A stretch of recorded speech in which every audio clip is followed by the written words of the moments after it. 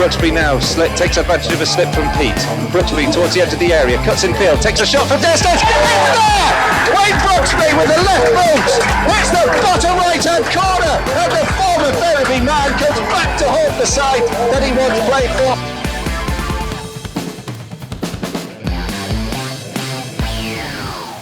Good afternoon and welcome to Guiseley Radio here at Nethermoor Park for today's encounter between the Lions and High Flyers Eastleigh in the Vanarama National League. My name is David Kendra, and in the next half an hour we'll be hearing from Chris Bell and our matchday commentator Colin Robertson. It was a tough lesson for Guiseley in midweek, a long trip south, a 5-0 thumping, a red card for Adam Lockwood and an injury to Rob Atkinson to boot. So it's a slightly makeshift defence this afternoon against the team who've won their last 3 away games, but there is always cause for hope.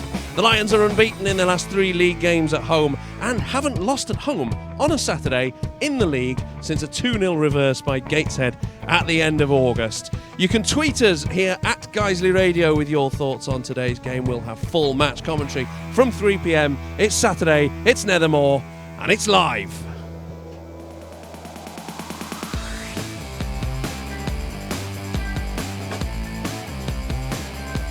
Brooksby now on the edge of the 18-yard box, comes charging in, plays the ball across the face of goal. It's into the back of the net, and it's Adam Morris who has scored Guiseley's third. The Lions are in dreamland this evening.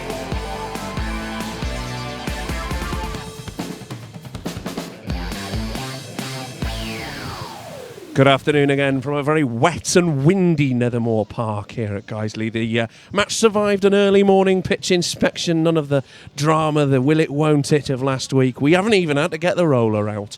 It is raining at the moment, it's grey, it's overcast, there's more rain forecast, so it's going to be a bit of a scrap on our hands today, but we knew that already, didn't we? Chris Bell is joining me this afternoon for the build-up and will also be commentating on this afternoon games. Good afternoon, Chris. Good afternoon. Chris, how are you feeling today about today's game? It's one of the toughest to call, I think, that we've had this season because of how these two sides are going into it. Eastleigh, good run of form, going well in the league, 4th place. For us, you know, off the back of a very disappointing result on Tuesday night, which, of course, was preceded by 2 home wins. So we've got a decent bit of home form for now. Whether or not that comes to the end today against Eastleigh will remain to be seen, but it is certainly going to be a tough opposition, and with all due respect, quite a well-off opposition, shall we say, in terms of the money they've spent for the players that they've got on the pitch. But to their credit, it is working for them. Well, they have to be well off. It's not cheap to get the train all the way up from the south coast. You know, if you've ever done it, it's about 300 quid. Oh, you mean? Oh, I see what you mean. Well. We knew it was a tough ask today, but how will the players, in your opinion, how do the players just move on from that? Because it was a pretty thumping defeat on Tuesday night. Yeah, as bad as we were, Cheltenham were, you know, equally good, basically. They really were an absolute cut above, to be fair, anybody else that I've seen us against this season. And it showed. Defensive mistakes cost us very, very early on. You know, 45 seconds before we were a goal down. Indecisiveness from both Adam Lockwood and from Steve Drench to allow their number 8 to get in and put them ahead. And then, of course, to concede a second, less than, 9 minutes later, from a corner, again, just a free man that wasn't being marked. Bitterly disappointing. So, first things first, we've got to start a damn sight better than we did then. We've got to be tight. We've got to be more composed. That was what was lacking that first few minutes. It was like that they arrived and they were panicked about everything, and, you know, just nothing seemed right. And it showed on Tuesday night. There is quite a big gap. I think that we're noticing it a bit more now that we're into the real We have after Tuesday.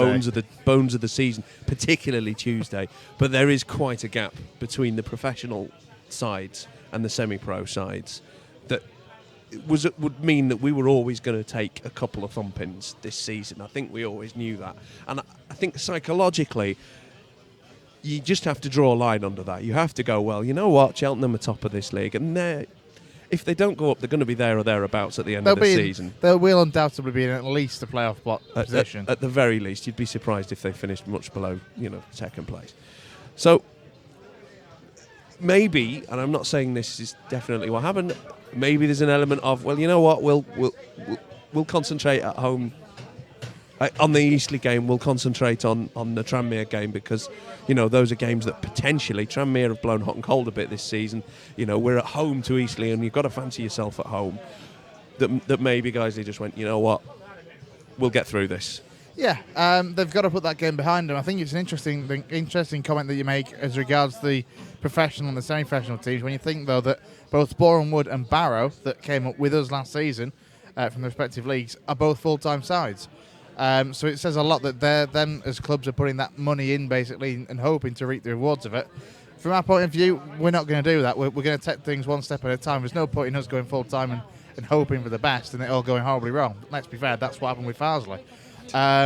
So, we are going to end up on the wrong end of some results against the better professional sides. But we've proven against the likes of Barrow that we can beat the not as good full-time sides. Well, we won't dwell too much on the depressing events of Tuesday night, but we do have an interview with Mark Bauer, and this is how he reacted to that result. I'm joined by Guiseley manager Mark Bauer after the Lions 5-0 defeat at Cheltenham. Mark, we've got to hope and pray we don't have many nights and games like that this season. Yeah, we, really, we've given the game away in the first 10-15 minutes with the 2 goals that we've conceded. Just a really poor goal, the first goal in the first minute of the game. Talked about what we wanted to do initially, in the first 10-15 minutes, try and stretch them. Looked to getting behind them early on, we didn't do that, gave the ball away and invited pressure on ourselves, and then, the goal's a really poor one. A little bit unlucky with the second ball over the top that, Rob Atkinson's favourite for, he pulled his hamstring in the process of it, and they score from the resulting corner. So 2-0 down, you're looking mountain to climb against Cheltenham, but I thought after that we actually played quite well. We got control of the game, strung some passes together. The keepers made a couple of great saves, the boys had a couple of other really good chances. I certainly think we were well worthy of a goal. Certainly the last 25 minutes of the first half, couldn't get it. And then sport, obviously tried to sort a few things out at half time, came out for the second half, and the red card really kills it for us. We had a similar incident at Wrexham a couple of weeks ago where the ball was adjudged to have been in the keeper's hand, so it's only a yellow card. I'd like to see it again, whether their lad, I'm not disputing it was a foul, but whether the lad could get to the ball or not, because Strenchy was out and the ball appeared to be in his hands. Whether it's a red card, I don't know, but obviously we'll have a look at that. But even then, after we went to 10 men for 10-15 minutes, I thought we looked okay, and again, boys had another chance, just pulled it wide. We got in some good attacking areas, but then once the third goal went in, which again, I'd like to look at that because that looked suspiciously offside. That really was game over, and it was difficult then. Have a spell with 9 players with Dick off the pitch. The 5th goal goes in when Ben Parker's down injured. We're down to 9, and coming away to a side like this, they give them a sniff, and they're always going to create chances and potentially score goals against you. I thought everything that could go wrong went wrong tonight. We've lost 2 centre halves. Liam Dickinson's broke his nose. Ben Parker's taken a whack right at the end. So yeah, disappointing night where they ruthlessly punished us, taught us a lesson why they're towards the top of the league, and we're not near that top of the league. How frustrating was it for you to see your game plan, I say, ruined almost after just 55 seconds? I don't think the game plan was ruined. Just that first few seconds, we didn't really do what we discussed doing before the game. I still felt at 2-0 the way we were playing towards, after they got the second, the way we were playing after that, creating chances that we could, get into the game and potentially get something for it. We said at half time, obviously at 2-0, that next goal's vital. The fact that they got it and we're down to 10 men then just makes it a real mountain to climb. But I can't fault the players' efforts. I thought they absolutely worked their socks off. I thought Gavin Rodri and Bosch in the middle of midfield absolutely worked their socks off against their 3, and that last half hour when they were well on top. Thought Adam Smith showed a lot of promise. Jake and Lowy did well at centre half as well as they possibly could in the circumstances, and to be fair, everyone that pulled on a shirt tonight, I thought they gave everything that they had. They're a full-time side. They're a big club at this level, and maybe the fact that they were probably in Sunday, Monday training, preparing for this game, probably told right at the start they were much sharper than us and took a couple of chances. we just took a bit longer to get going. Once we did get going again, I thought we did okay. Third goal kills it, but games, this is not the kind of fixture that's going to define our season. The games that will make the difference are the ones that we've won over the past couple of weeks, the home games. So home games to look forward to on Saturday. Got to bounce back, patch the lads up, and look to get back to winning ways. We can't get too down about it.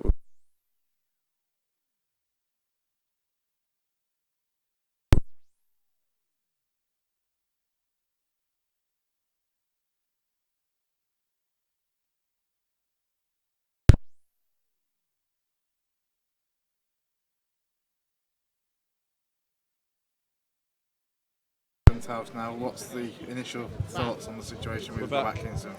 He's felt a sharp pain in his hamstring, so it's clearly a tear of some sort. So you're looking a couple 3 weeks at least. Hopefully it's not too bad, and we got him off quickly enough.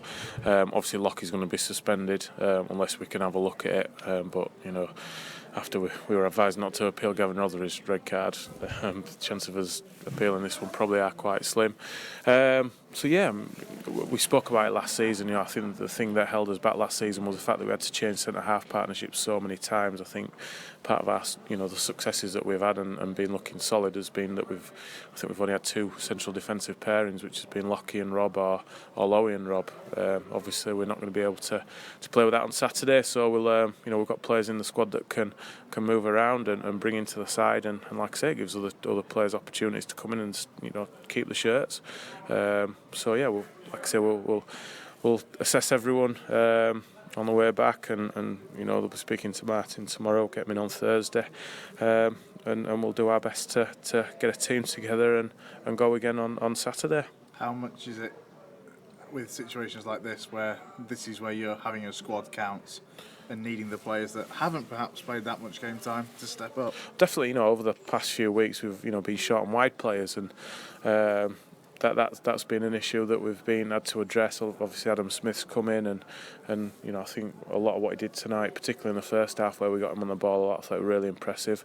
Now it's in the centre of defence, but we've got obviously Danny Hall, Jake can drop back in there, Lowy can play there without a problem. So we're thankfully it's not going to be a case that we're going to have to go and sign someone and bring someone in to fill bridge that gap as such. We've got players there that are able to come into the team, and every confidence in whoever plays there on Saturday will be good enough to say I'm going to play, and I'm going to play for the rest of the season. So it happens through the course of the season. You get injuries, you get suspensions.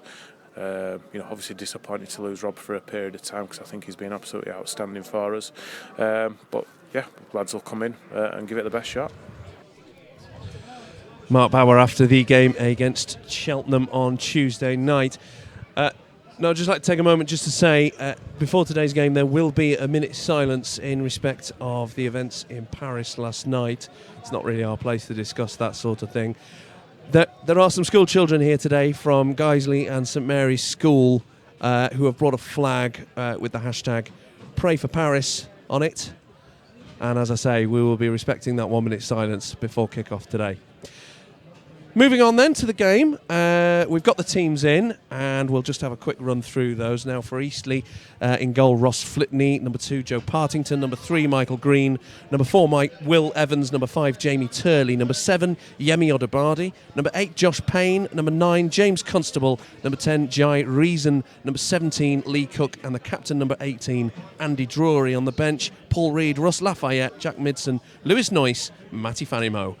For Guiseley this afternoon, in goals, Stephen Drench, number 2, Ryan Toulson, number 4, Danny Lowe, number 6, Jake Lawler, number 8, Danny Boschel, number 9, Adam Boys, number 11, Gavin Rothery, number 12, Danny Hall, welcome back Danny, 33, Adam Smith, 34, Anthony Dudley, and 35, brand new signing, Oliver Norburn. On the bench today, number 7, Wayne Brooksby, number 10, Tom Craddock, number 16 Liam Dickinson, number 17 Dan Atkinson, and number 32 Liam Marsden. Chris, pick the bones out of that one. How are Guiseley going to line up today? Well, as the injured party take their seats in the stand, it's certainly going to be a reshuffled squad, as Will Hatfield, Rob Atkinson and Ben Parker all missing out through injury, of course. As I say, the words reshuffle springs to mind, and it was bound to happen with losing Adam Lockwood and with losing Rob Atkinson as well through injury, I spoke to Rob a little bit earlier on. He wasn't overly confident. I reckon we're talking at least about four weeks or so is what he seemed to think. Admittedly, he hasn't had the scan yet, so fingers crossed it won't be as bad as he feels. Yeah, let's hope he doesn't stop out as long as. I know Ben Parker today either as well, which is also a blow. But we do expect a centre-back pairing of Danny Hall. I think it's Danny Hall's first start to the season. It is, by my reckoning. Danny Hall and Jake Lawler will take up that centre-back pairing. So, whilst it's one that is untested at this level, it's players that have been at the club together for a few years. Plenty of games between the two of them, both at centre-back. So we are optimistic. And players experienced in playing that position as Yep. well. Jake Lawler spent quite a bit of time in that centre-back role as well. Danny Hall obviously was one of the first-choice defenders last season. So absolutely, it's not as makeshift as it might have been. In midfield today, of course, new signing Oliver Norburn signed this week from Plymouth. Yes. What do we make of him?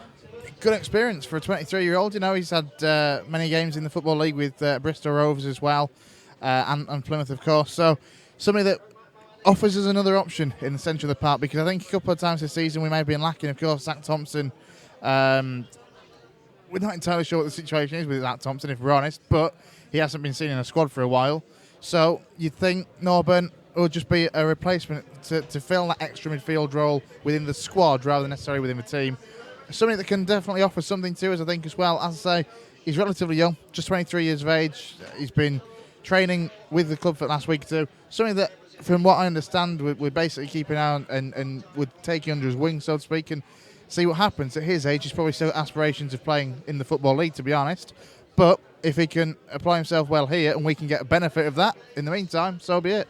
I mean, you could say that about Adam Smith and Anthony Dudley as well, and the other two loanees in the side. Smith gets his first home start. This of course came on and made a cameo against Barrow in the last 20 minutes last Saturday, but he looks lively. Yeah, he played the vast majority of the game, of course, on Tuesday night. He came on to replace Rob Atkinson after, 10 minutes or so. Looked lively, linked up well with Adam Boyes a couple of times to put him through for good chances. On a pitch like this, a little bit of zip on the surface as the rain comes down here. Hopefully, with his pace and his trickery, he'll cause some problems, but it's key to point out that he will be operating on the left, because obviously Anthony Dudley has had that right midfield role pretty much sewn up since his arrival. And he's done very well in that 3-2 games as well. Well, of course, we're going to have full match commentary this afternoon from yourself, Chris, but also from our main match day commentator, Colin Robertson, who I will hand you over to momentarily. As I say, we'll be having a minute's silence for the events in Paris that happened last night. This could be an exciting game. The Lions are at home. They're stronger at home this season. They're unbeaten since the end of August at home on a Saturday. That's the stat we're going to stick with. Today, we're going to have full match day commentary from Chris Bell. But first, Colin Robertson. Thank you, Dave. And it is indeed a wet and windy Nethermore Park this afternoon, and remarkable work from the ground staff once again to ensure that this game will go ahead. We've certainly had a torrent of rain in the last week, and after the last-ditch efforts on Saturday to use the cricket roller to get the water out of the goal area, we managed to get another Saturday game on.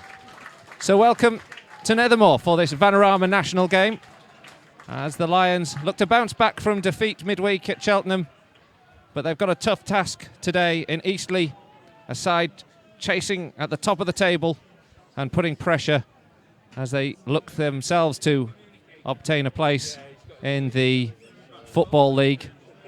For Guiseley today, they've had to have some changes with injuries and suspensions hampering Mark Bauer's selection, and new signings joining the club. Stephen Drench starts in goal. Ryan Toulson, Danny Lowe is today's captain. Jake Lawler, Danny Boschel, Adam Boyes, Gavin Rothery, Danny Hall makes his first competitive start for the Lions since that famous day in the playoff final at Chorley. Adam Smith, Anthony Dudley, and a debut for the new signing Oliver Norburn. Wayne Brooksby, Tom Craddock, Liam Dickinson, Dan Atkinson, Liam Marsden on the bench. Ross Flitney, Joe Partington, Michael Green, Will Evans, Jamie Turney, Turley, Yemi Odubadi, Josh Payne, James Constable, Jai Reason, Lee Cook and Angie Drury, the captain, complete the Eastleigh starting 11. Paul Reed, Russ Lafayette, Jack Midson, Lewis Noyce and Matty Fanimo complete the visitors' substitute bench. And as the two players just complete their warm-up, the referee will go to the middle. We will be having a minute's silence today. It's been a very poignant week with us remembering the brave men and women who have served and protected this country and others over the decades. But then, of course, we were all shocked last night by the tragic events that occurred in Paris. And we have to make note of the supporters who've come from Guiseley St Mary's and Guiseley School. And they've brought with them a fantastic flag marked up with Pray for Paris and French flags. The referee will just call the two teams together and people will rise to their feet in preparation for the minute silence. The referee just completing the coin toss at the moment. And the two sets of players gather around the centre circle.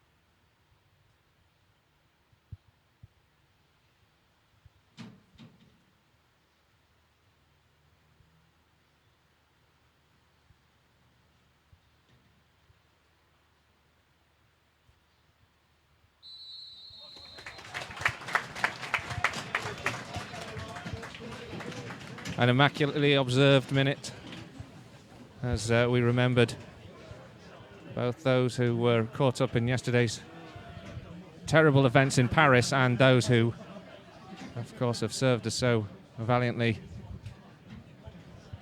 in our armed forces over the years. And today, football returns out its life's glorious irrelevance and a distraction, perhaps from the real world. And for the 90 minutes here, Guiseley and Eastleigh doing battle to try and claim the 3 points with very different intentions for the end of the season. For the Lions, looking to scramble away from the relegation places. They kick off from right to left in white shirts, navy blue shorts and socks, and Eastleigh in blue with white shorts and socks and a white sash across their shirt. Guiseley on the ball, early stages here. Chance for an early touch for the new signing, Oliver Norburn. He steps up from defensive midfield, gives the ball to the left-hand side where Lowe collects. The turf splashing underneath the orange boots of Norburn. And then a clearance comes in from the Eastleigh midfielder, Jai Reason. And it goes all the way back for a throw-in in the Lions half. Danny Lowe will take this one, sends it down the left channel. It's defended well and cleared again before nodded on by Danny Hall and then put out of play for a Guiseley throw. And just a minute on the clock. Guiseley have enjoyed the first minute of possession. Stephen Drench launching it long up towards Adam Boys, who flicks on well, finds Kevin Rother. His first touch couldn't take the ball under control, and it's intercepted by Turley. And Eastleigh get away with it, but Guiseley hurrying at this Eastleigh side early doors. Jake Lawler intercepting a swift counter-attack, who has to step across, and then the ball's back with Stephen Drench. Yeah, it's a good start for the home side.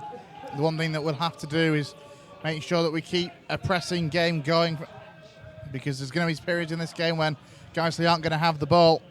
And we're going to have to learn to cope with that, because Eastleigh are a side in good form and going very well in the league in 4th place.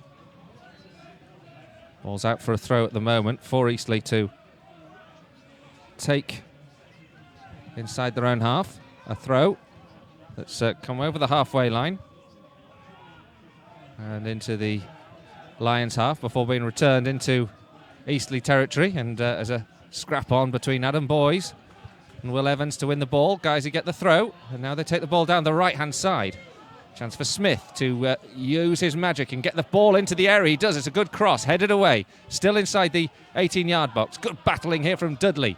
Dudley tries to turn, but he's blocked, and it's put out for a throw by Joe Partington. Some good work there from Anthony Dudley, who's up against Partington, experienced right back. Throws taken and put into Lowe. Lowe finds Dudley, but he's challenged in the box, and the ball is cleared. Bounces into the stand here for another Guiseley throw, about level with the edge of the, just a few yards up from the edge of the penalty area on the left-hand side.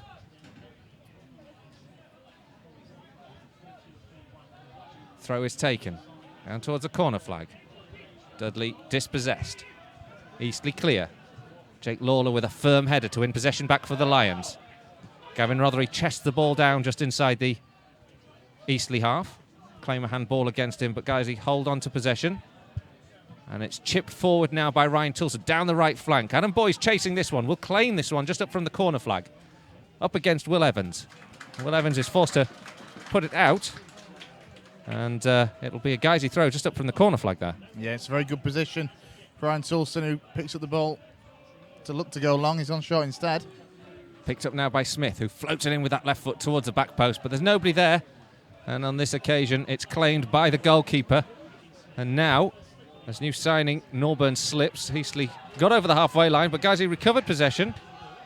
Jai Reason trying to close down the ball in midfield, but Guiseley still in possession here with Danny Lowe. Lowe looks ahead, he's got Boys, who's trying to get in between and split the two defenders. Danny Boschel and Gavin Rothery hold on to possession.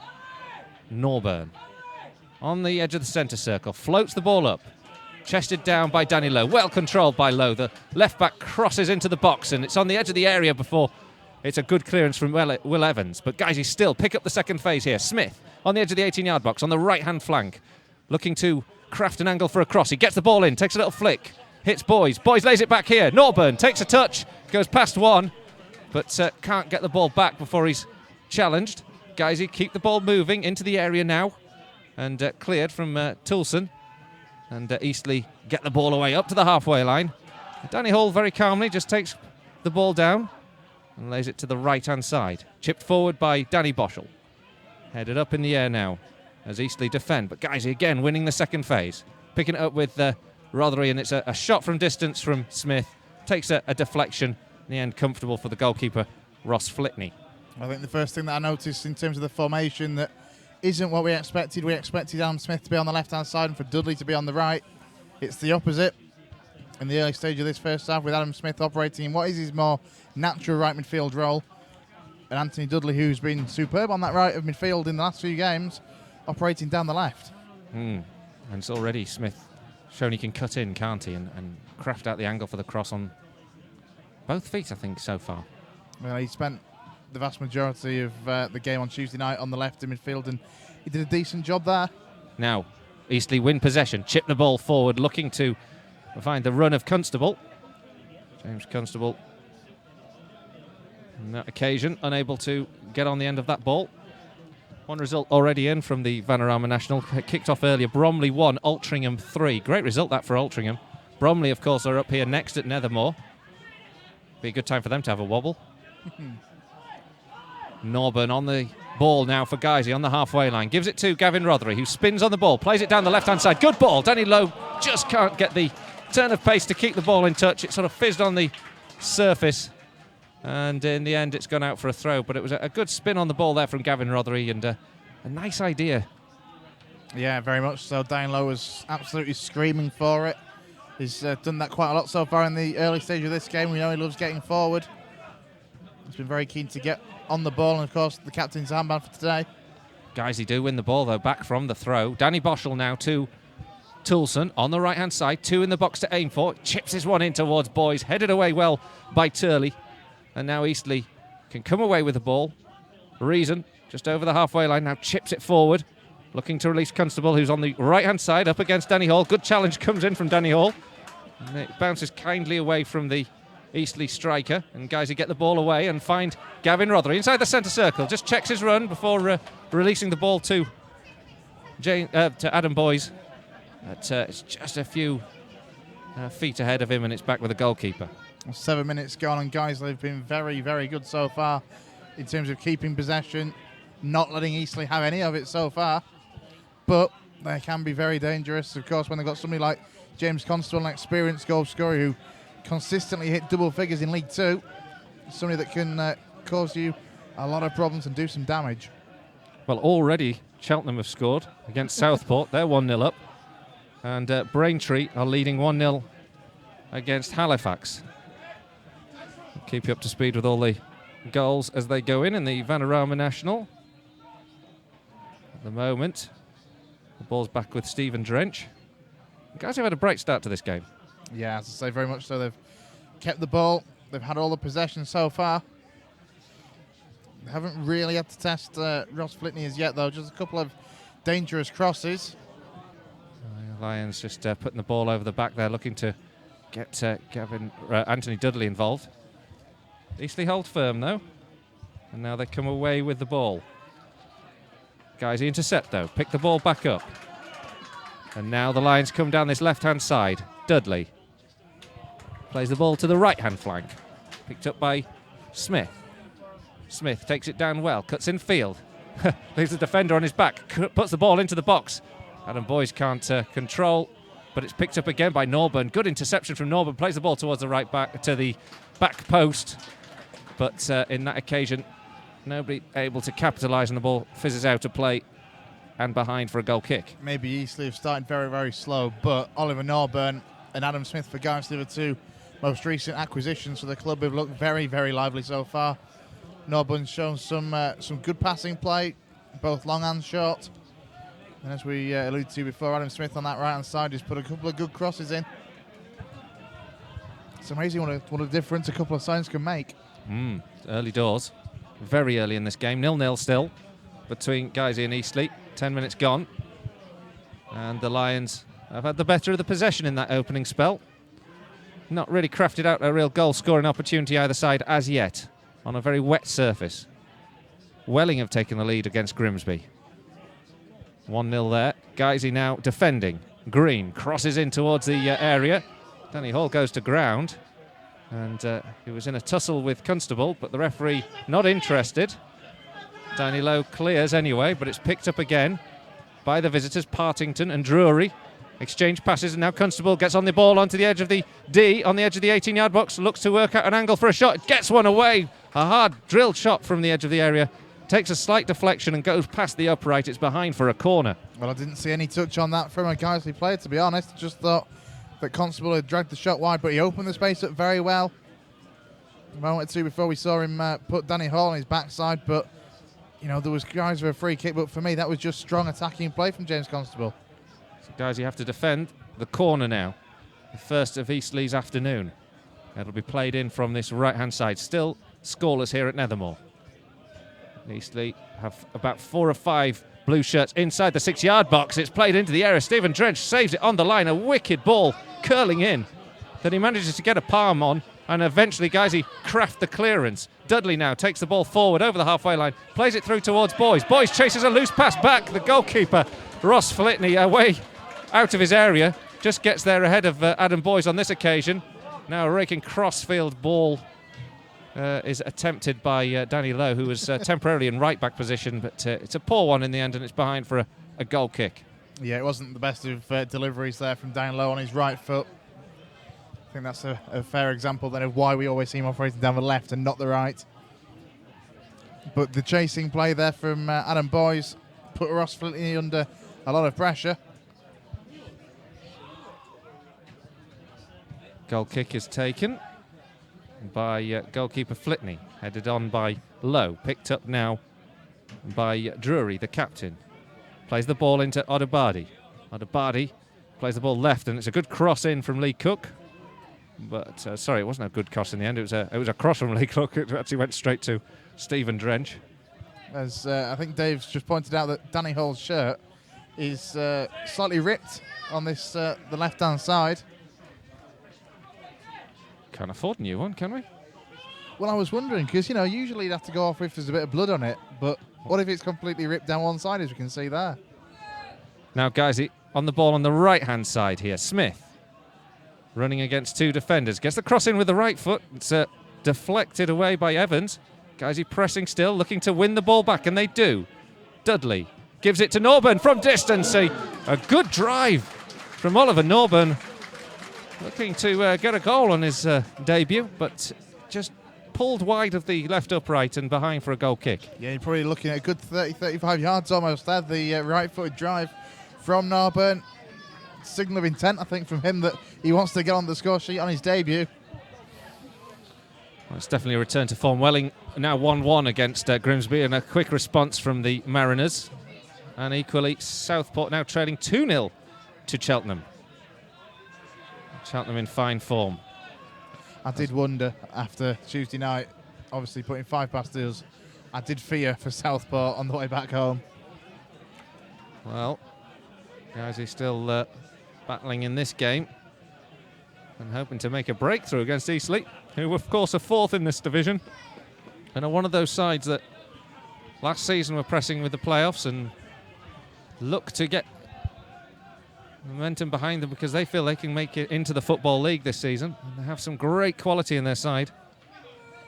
Yeah, very much so. You look on the bench as well, people like Jack Midson, another experienced goal scorer that's had a lot of football from Wimbledon, both in the National League and in League Two as well.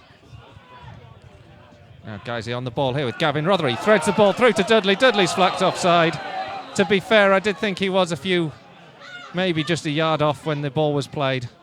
For a moment, a glorious moment. The flag seemed to be down when he got the ball, but it was just a delayed reaction. I don't know about you, that seems pretty uncontentious. Yeah, I'm with you on that. I think he was certainly trying to manage his run. I think he was on his way back from an offside position, thought he'd timed it right, but he just hadn't. But he was very much away and in the clear, which usually gives you a good indication that you're offside. Well, guys, he's just been pressed for a moment here. Jake Lawler, cool, under pressure, gets the ball out to the right-hand side. It spins on that right flank. Smith chasing and causing Green some uncertainty. And Guisey with a throw. Played into Gavin Rothery. And back now to Tilson. Tilson and Rothery combined. Tilson and Rothery managed to get the ball into the box, but Adam Boyes is flagged offside. That one looked a little bit more contentious, but linesman right on top of it. Grimsby 2, Welling 1. Barrow 1, Torquay 0. Ouch. Imagine being a Torquay fan this afternoon. All the way up to Barrow. And then Woking 0, Macclesfield 1. Still 0-0 here. Guiseley 15 minutes into this game, with a couple of players that have had half chances from distance, a couple of plays that might have resulted in testing the goalkeeper, and Stephen Drench has had to pull one off the line from a corner that was wickedly in swinging. Guiseley enjoying a lot more possession at the moment than they might have expected against this Eastleigh side, who are sitting in 4th in the table. Lawler and Hall, the makeshift centre-half pairing this afternoon, play the ball into Smith, who shows a great piece of skill to get past 2 or 3 players. He's got Dudley on the left-hand side if he can find him. Dudley takes the ball down on the edge of the area, still plays around him as Eastleigh recover well defensively. Dudley keeps possession, plays it out to the left-hand side to Lowe. Now to Norburn. Little chip into Dudley, out to the left-hand side. Cross from Lowe. Lowe takes a deflection on the cross. And there's a big shout as Dudley goes to win the ball in the centre-half, but it's well defended by Eastleigh, and it might be a counter-attack. Danny Boschel slides in to try and make the challenge, but can't. And then the ball threaded towards Constable by Drury. And in the end, the goalkeeper, Stephen Drench, is able to clear and knock the ball out of touch. And we get to hear that Cheltenham are now 3-0 up against Southport. Well, we weren't that bad. 16 minutes probably there or thereabouts. We were only 2 down at this point. As for heat action at both ends, then the penalty shout from Dudley, which for me it wasn't. I think he went up, and as he was coming back down from his jump, the arms were out and he was falling backwards more than anything. And then at the other end, combination of Law and Hall just about got the ball back to Steve Drench away from Constable. Sloppy possession from Eastleigh. Reason and Josh Payne get their lines mixed up, and Guiseley win the throw, and it's played down this left-hand side, and Dudley's battling to try and get the ball, and he's pushed in the back by Jamie Turley. Free kick is given. It's a Guiseley free kick on the left flank, about 10 yards from the edge of the penalty area, and about level, I'd say, with the penalty spot.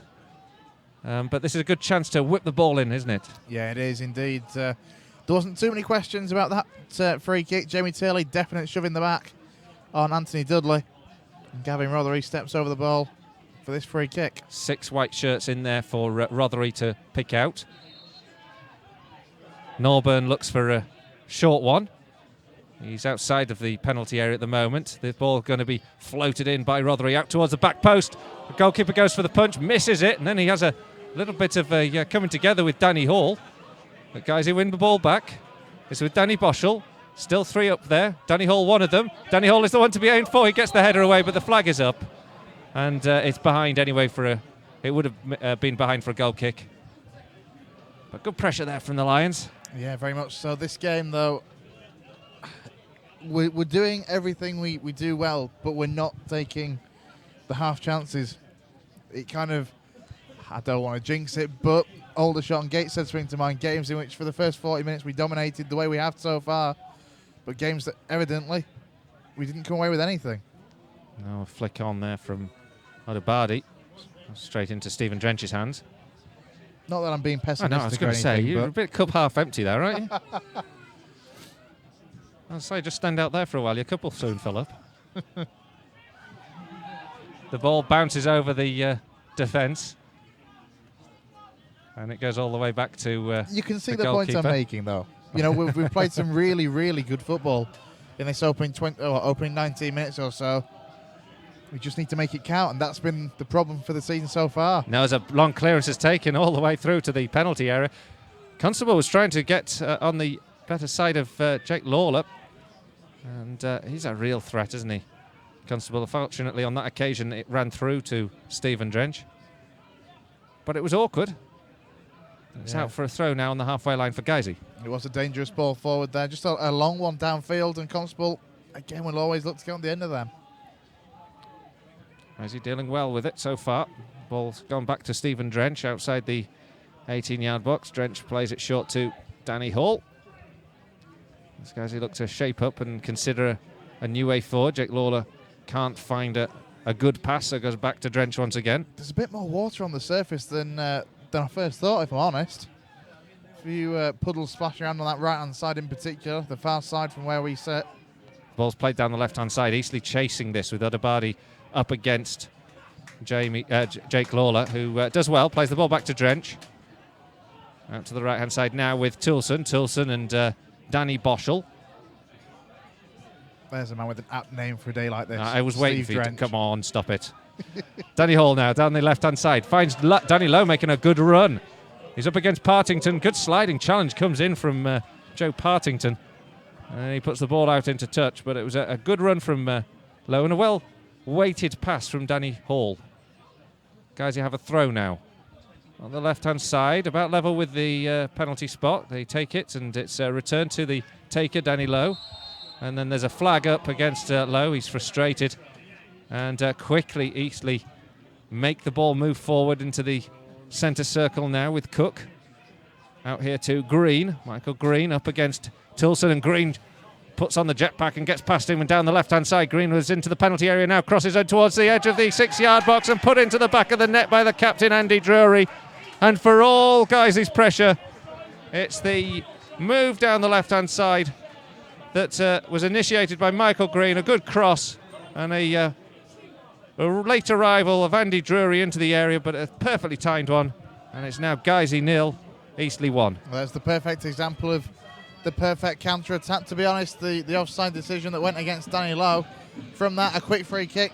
Less than 30 seconds later, it's down the other end and into the Guiseley goal beyond Steve Drench. It's that story of not making the possession of the chances count. Well, that just shows to show the quality of the counter-attack there. Michael Green, who came from local clubs, Christchurch and Totton. He showed his quality down that left-hand side, and not a big money signing, but a very effective player on that occasion. Just got past Ryan Toulson. He showed great pace to get in the area, and a great ball into the edge of the 6-yard box. Andy Drury, the captain, just arriving to tap the ball into the net.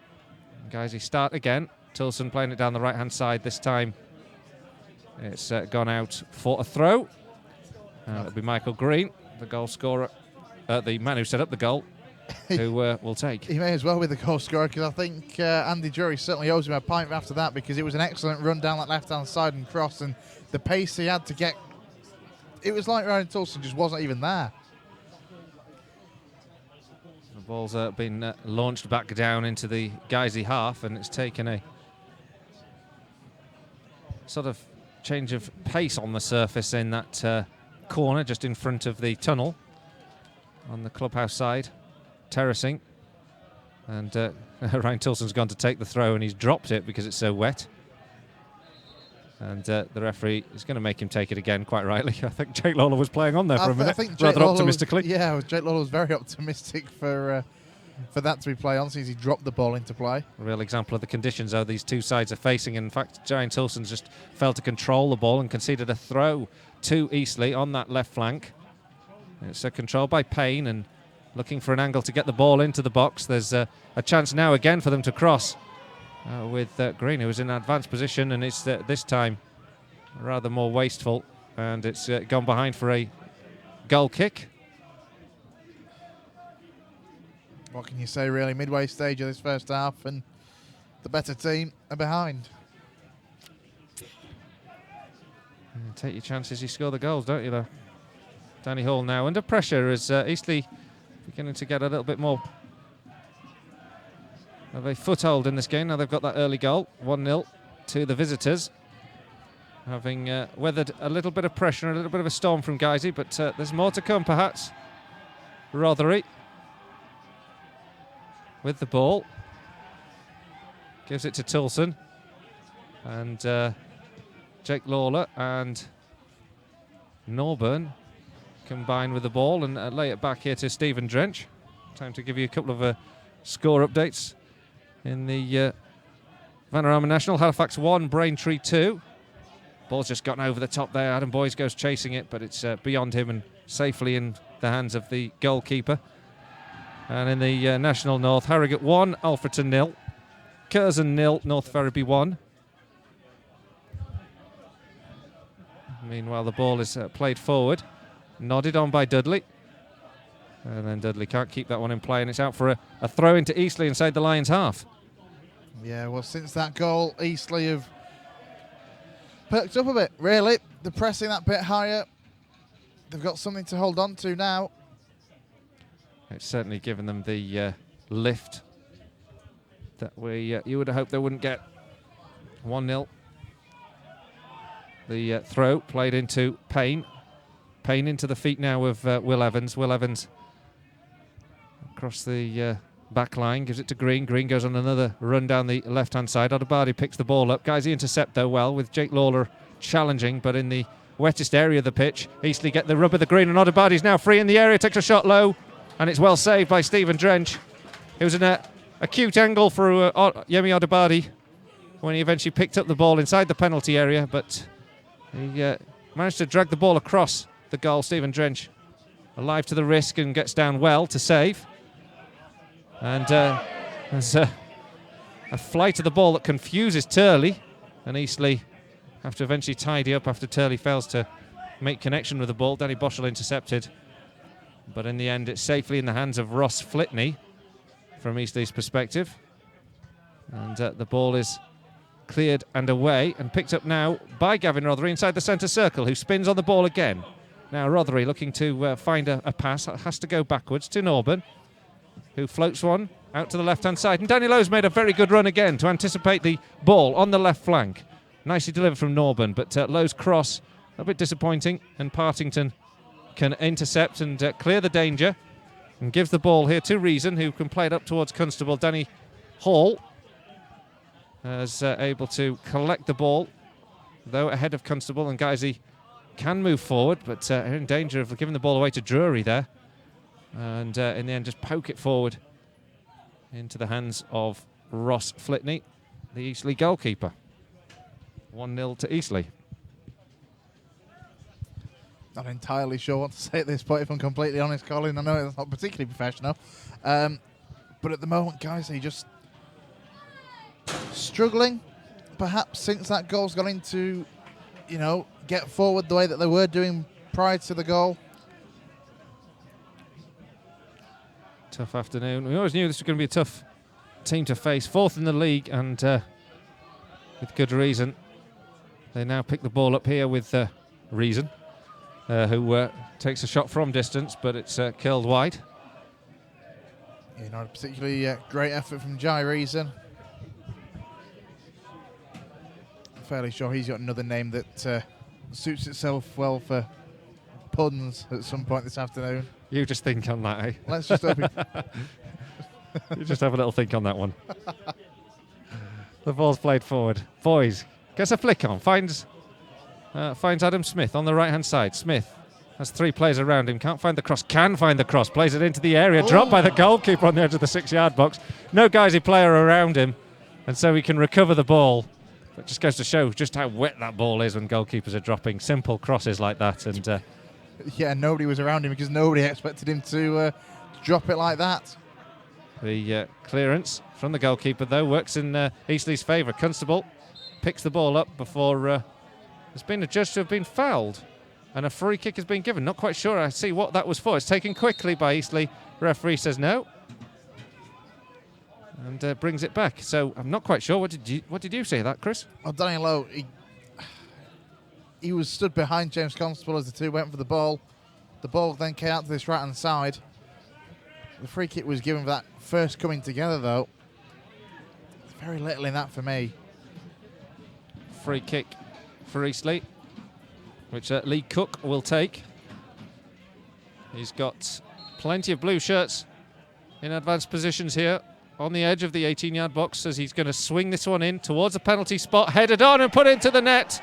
Guiseley are 2 goals down, and I'm not quite sure who amongst the melee of Eastleigh players who went for that ball has got the final touch, but the Lions' first half is turning into a bit of a nightmare. They're 2-0 down after just 29 minutes. Well, I think it's the right back, Joe Partington, that was the man to get onto it. Although I'm sure Adi will confirm now. But either way, it was a set piece that was delivered well. A wicked cross from Lee Cook. And again, a free header. Very similar to the situation that Guiseley found on Tuesday night when they conceded a second goal. That was a free header. It was just beyond Stephen Drench. Nothing the keeper could do about it. Boys now trying to chip the ball forward, but again Eastleigh recover possession. And now they move down this left-hand side. It's chipped in here to Reason. Reason on the edge of the D. Twisting and turning, getting past Danny Hall. Gets a brilliant shot away. Great save from Stephen Drench. Super work there from Jai Reason. A brilliant effort. And an even better save from Stephen Drench to deny him. It's, again, just a sign of the quality we're facing this afternoon. The ball played forward and headed out now by Partington, who we think got that second goal. The Lions need a foothold, don't they? We need something. We need something soon. I hate to say it, you were right. Absolutely right. Like that Aldershot game, isn't it? Lots of possession. Not enough chances. And then here we've just gifted the ball back. Norburn has played it to the right-hand side, and it's been picked up now by Cook. Cook takes a shot. It's saved by Stephen Drench. And it's in that right-back position, left-back position rather, and Danny Lowe clears, but only as far as Partington now, who looks for a pass forward, chips it in towards the edge of the 18-yard box. Intercepted again by Lowe. And then it's picked up once again by Lee Cook. Cook to the left flank. Gives it to Green. Green again uses that pace. Gets the ball into the box. This time nobody around. Danny Hall's not to know that, and he puts a foot on the ball and knocks it out behind for a corner. He had a lot more time and space than I think he thought he did there, to be honest, because Danny Hall got a touch onto it, which just put it behind for a corner. James Constable was the man nearest to, and he was good 7 or 8 yards away, as the ball would have just trickled out for a throw. 32 minutes gone, 2-0 to Eastleigh. Guys are now defending a corner. The visitors aren't in any hurry to take. Lee Cook is trundling across, and he will curl this one in from the right-hand side. It's floated in towards the 6-yard box. It's whipped in there, and again, guys are a little uncertain in getting it away. They only managed to get it back as far as the taker, Cook, who drills the ball once again with the left foot into the area, but this time straight at Stephen Drench. And the goalkeeper can just hold on to the ball, let the Lions get forward, and then play it up to Smith. Smith with a good header. A flick on there from Gavin Rothery. In fact, there's been a push on the guys in midfield. And now the Lions have a free kick about level with the edge of the centre circle. We've got 33 on the clock. Can Guiseley find a way back into this game before half-time? We really desperately need to. Well, Jake Lawler and Danny Hall are coming forward for this free kick, which will be taken by Ryan Toulson. 4 line up on the edge of the 18-yard box. Toulson whips this one in up towards the back post, just over Jake Lawler. Headed away and out for another Guiseley throw, about level with the 6-yard box. On the left-hand side as we attack the Eastleigh goal. Yeah, it was well defended by Joe Partington there, who was the man, the goal scorer, the second goal scorer for Eastleigh, who got that away. 4 goals now to Braintree. Guys, Halifax 1, Braintree 4. Throw in from low, short to Rothery. Picks the ball up again from the taker, and Rothery gets into the area but is crowded out. And the clearance is made by Eastleigh and finds Constable on the halfway line. He lays it back here to Green. Michael Green steps up to the halfway line. And Guiseley get themselves encamped in their half, expecting another Eastleigh attack. Drury plays the ball to Partington on the halfway line. Now finds a angle for Cook on the right flank, who cuts infield on the left foot, trying to get a shot away. Plays it across the face of the 18-yard box. Good interception comes in here from Gavin Rothery, and there's a bit of a problem for Cook. And Rothery, in the end, is going to knock the ball out of play. Although it didn't look like Yemi Odubadi was going to let him do it. He was going to intercept it. To be fair, I don't think the ball was going to go out of play there. I think Rothery didn't put quite enough pace on that. I think he got caught up on the wet turf, didn't it? So Dudley has put it out. Are we going to get it back? We should do. I would think so, yes. And Constable will play it back to the goalkeeper. Sportsmanship there from Eastleigh. Appreciated by the home crowd. And we get back underway with Danny Boschel on the ball inside the Lions half. Back here to Jake Lawler. Lawler, Danny Hall now. He steps up towards the centre circle. Hall looks for the ball over the top, plays a lovely floated one towards Adam Boyes. Boyes down the left channel now. He's up against Jamie Turner. Gives the ball back here to Dudley. Dudley with 2 on him. Cuts the ball in field, finds Norburn. Norburn drills one from distance, just over the bar. He's got a good strike of the ball as Oliver Norburn. And that time he found an angle for a shot. It must have been, 25 yards from goal, something like that. He was unable just to keep it down. And it's behind the goalkeeper. Again, a very good strike from distance there from Oliver Norburn. Probably 25, 30 yards out there. Smashed it right-footed, not too far over the top of the crossbar. He's had a couple of sighters so far. Hopefully next time he'll be able to find a top corner. Header on by Danny Lowe from the clearance. It's found Smith. Smith lays it back into Danny Boschel. Guys, he's 2-0 down, but it almost doesn't really tell the picture of the game. The Lions have had a good spell of pressure in this match. They just haven't been able to get the ball in the back of the net. Now they play the ball down that right-hand side, and Tilson's chasing it up against Green. Green plays it off him, and it deflects wickedly into the area for Gavin Rothery. Can he shoot? He can play the ball past the 3 defenders around him, but he can't hit the target, and it's behind for a goal kick. And he just felt for a moment that the touch of fortune, the Lions Deserve was about to find Gavin Rothery in space as it deflected to him from a clearance that Green was trying to make against Ryan Tilson to knock the ball out of play. It deflected wickedly and into the path of Gavin Rothery, but he's quickly surrounded by defenders and in the end couldn't apply the finish. You've got to test the goalkeeper from there, really, in that position as the ball is gifted to you. You've got to give the goalkeeper something to do in that position, but he's put it wide. Well, lots of entertainment at the Shea. Halifax 2, Braintree 4. Guiseley still trailing here 2-0. At home to Eastleigh. Ball out to Danny Lowe now. In the left back, plays the ball square to Hall. Hall, who floats a nice ball again over the top. It's got Partington stretching, gets the header back. The goalkeeper slips.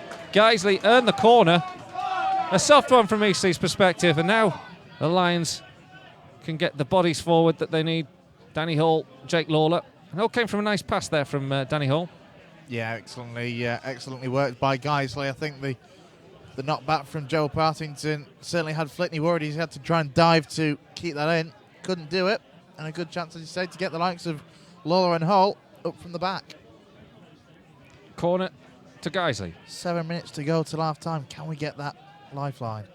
Whipped in towards the back post. Headed in there in a good effort, but in the end there's a free kick given against. Oh, that's ridiculous. Against Dudley, who went to try and head the ball towards a goal, but he was blocked by the defender.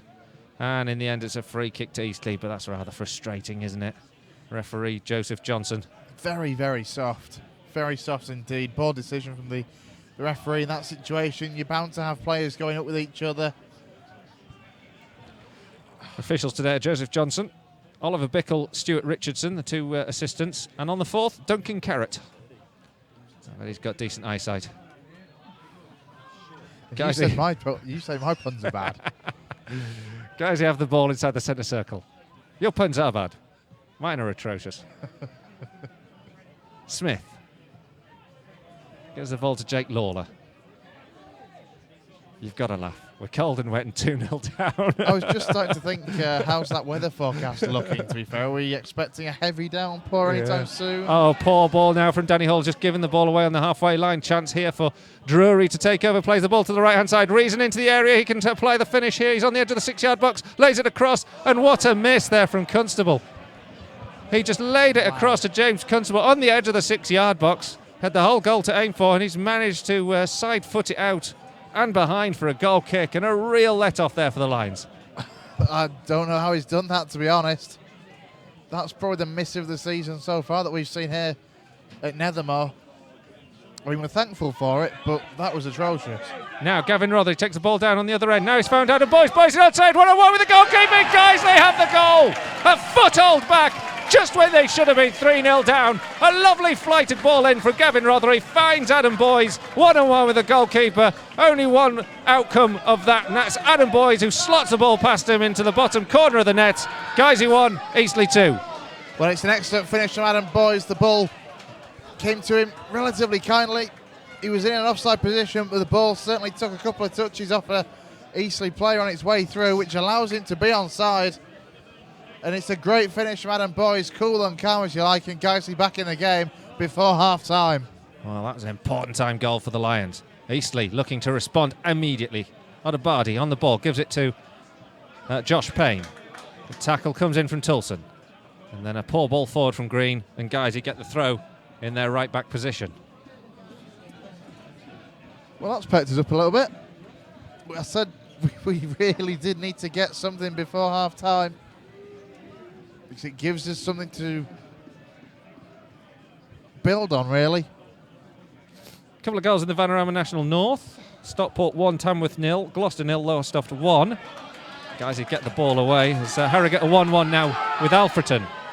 And the ball's been picked up by Danny Lowe. The home fans sensing the Lions can get back in this game, and the ball's played down the left-hand side. Dudley chases it. He's onside.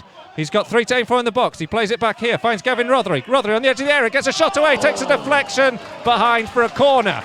Well, it was Jamie Taylor that got his body in the way there to deflect that behind, but some good work there again from Guiseley coming forward. Gavin Rothery picks up the ball from Anthony Dudley. central of goal. 3 or 4 blue shirts, manages to get the shot off and then gets inside a corner. Gavin Rothery to take. He almost opts to take it short with Danny Boschel, but I think they're going to curl this one in. Guys are getting bodies inside that 6-yard box as they'll whip this in. Goalkeepers struggling with the wet ball this afternoon. Whipped in now from Rothery. It's up towards the back post. The goalkeeper, on that occasion, I jinxed that one, has absolutely no trouble with that. Flitney then rolls it straight out towards Partington.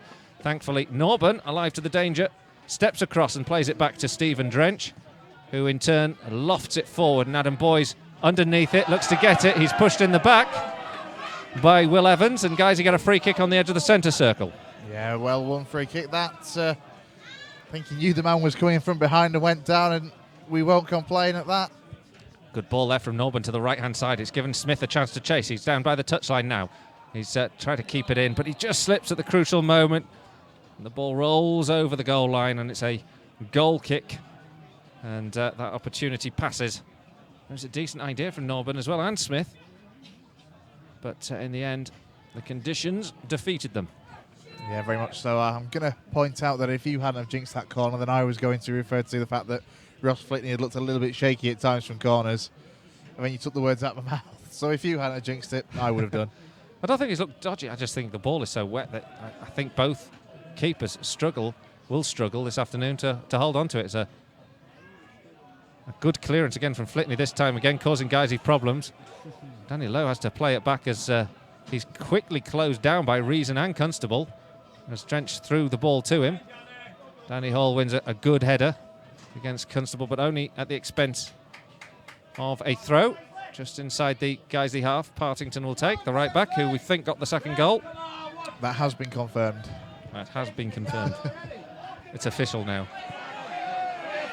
And he sneaks a few yards down that right-hand side. Guiseley managed to clear, though. Danny Hall now steps forward. I think a few's being kind. Plays the ball to Tilson. Tilson over the halfway line. He looking for options. Gives it square to Danny Boschel, who finds Gavin Rothery. Still inside the centre circle space of the pitch. Plays it into Rothery. Rothery spins on the ball, but can't do much more as he's crowded out. And then the ball's forward, now played down field. And Danny Hall made a sliding challenge in on Reason. I actually thought he was going to get pulled up for it. It didn't make any connection. But guys, he win the ball now with Gavin Rothery. He chips the ball to the right-hand side, finds Tilson. Tilson back to Rothery. Rothery running at Green now on the right flank. Goes down towards the touchline, looking to get the cross in. Plays a lovely ball across. Danny Boschel! Oh! Danny Boschel with a great chance to equalise.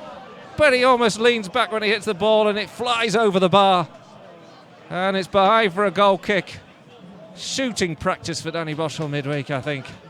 That was a great chance for Guiseley. That is a massive, massive opportunity for Guiseley to be back on level terms. He got a header against Barrow last week, but he was practically horizontal when he struck that one.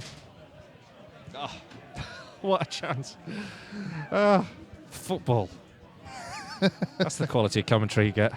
Halifax 3, Braintree 4. 7 goals, still not even half time there. What a game there.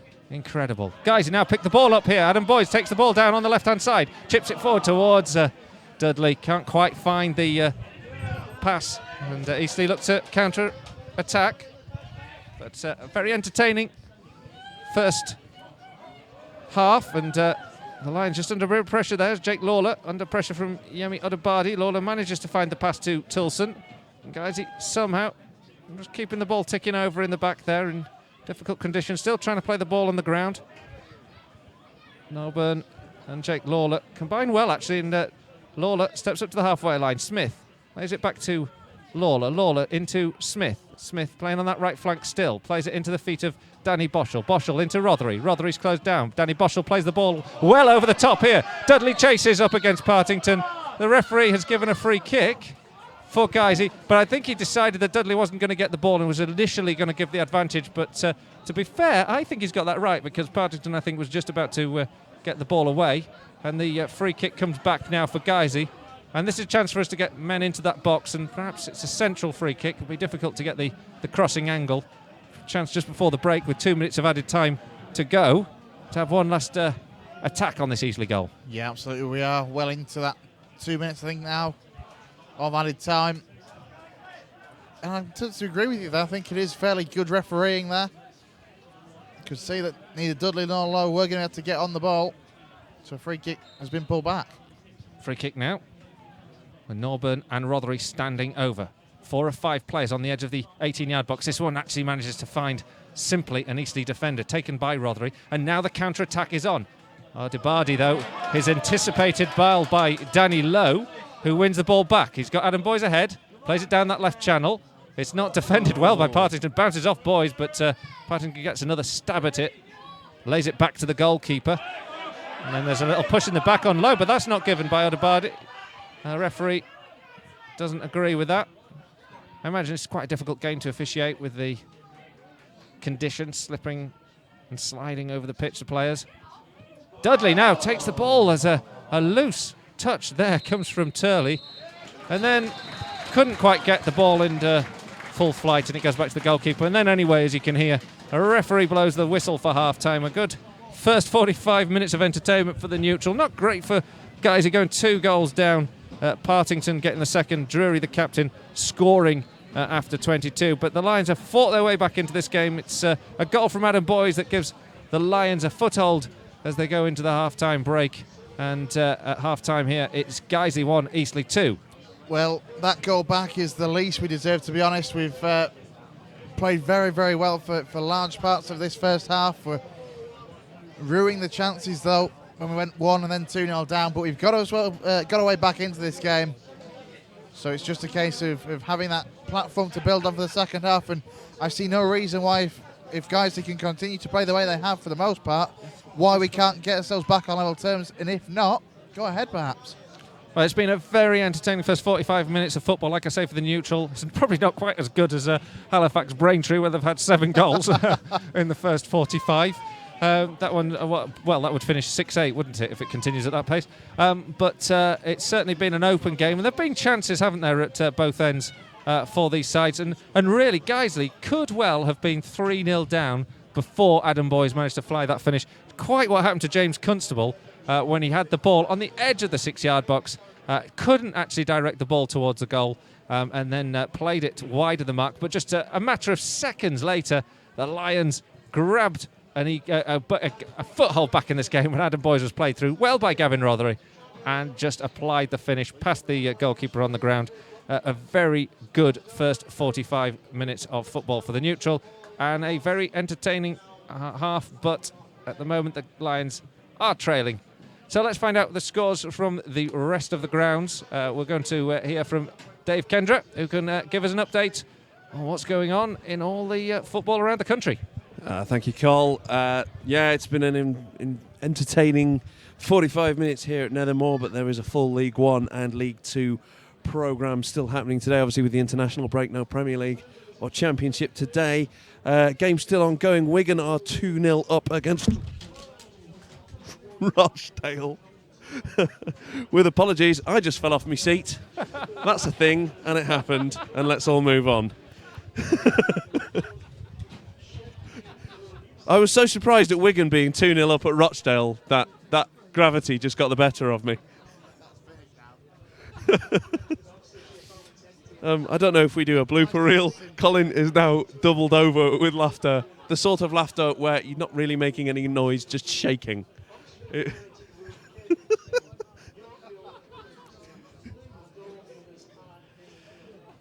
This is Guiseley Radio. I'm David Kendra. Sometimes, mostly, we stay on our feet. What I will say is it's very wet out there today, so you know it's probably getting quite slippery. That's my excuse. Look, I'll get back to the scores here. Wigan are 2-0 up against Rochdale. It's just gone half-time. Barnsley are losing 1-0 at home to Port Vale. Blackpool 0, Doncaster 2. Bradford are 1-0 up in stoppage time against Crewe. Chesterfield 1, Oldham 0. Colchester 1, Coventry 2. Gillingham 2, Bury 1. Peterborough 0, Fleetwood 0. Sheffield United Southend sounds a good game. It's 2-2. Swindon 0. Scunthorpe 0. Now moving into League 2. It is Accrington 0, Newport 0. Bristol Rovers 0. Carlisle 0. Exeter are 2-1 up against Crawley Town. Luton 1, Barnet 0. Northampton 1, Mansfield 0. Big derby, big university derby between Oxford United and Cambridge. Oxford United winning that one 1-0. Yeovil 0, Stevenage 0, and it just gets worse for York City, who are 2-0 down against Plymouth at Bootham Crescent today.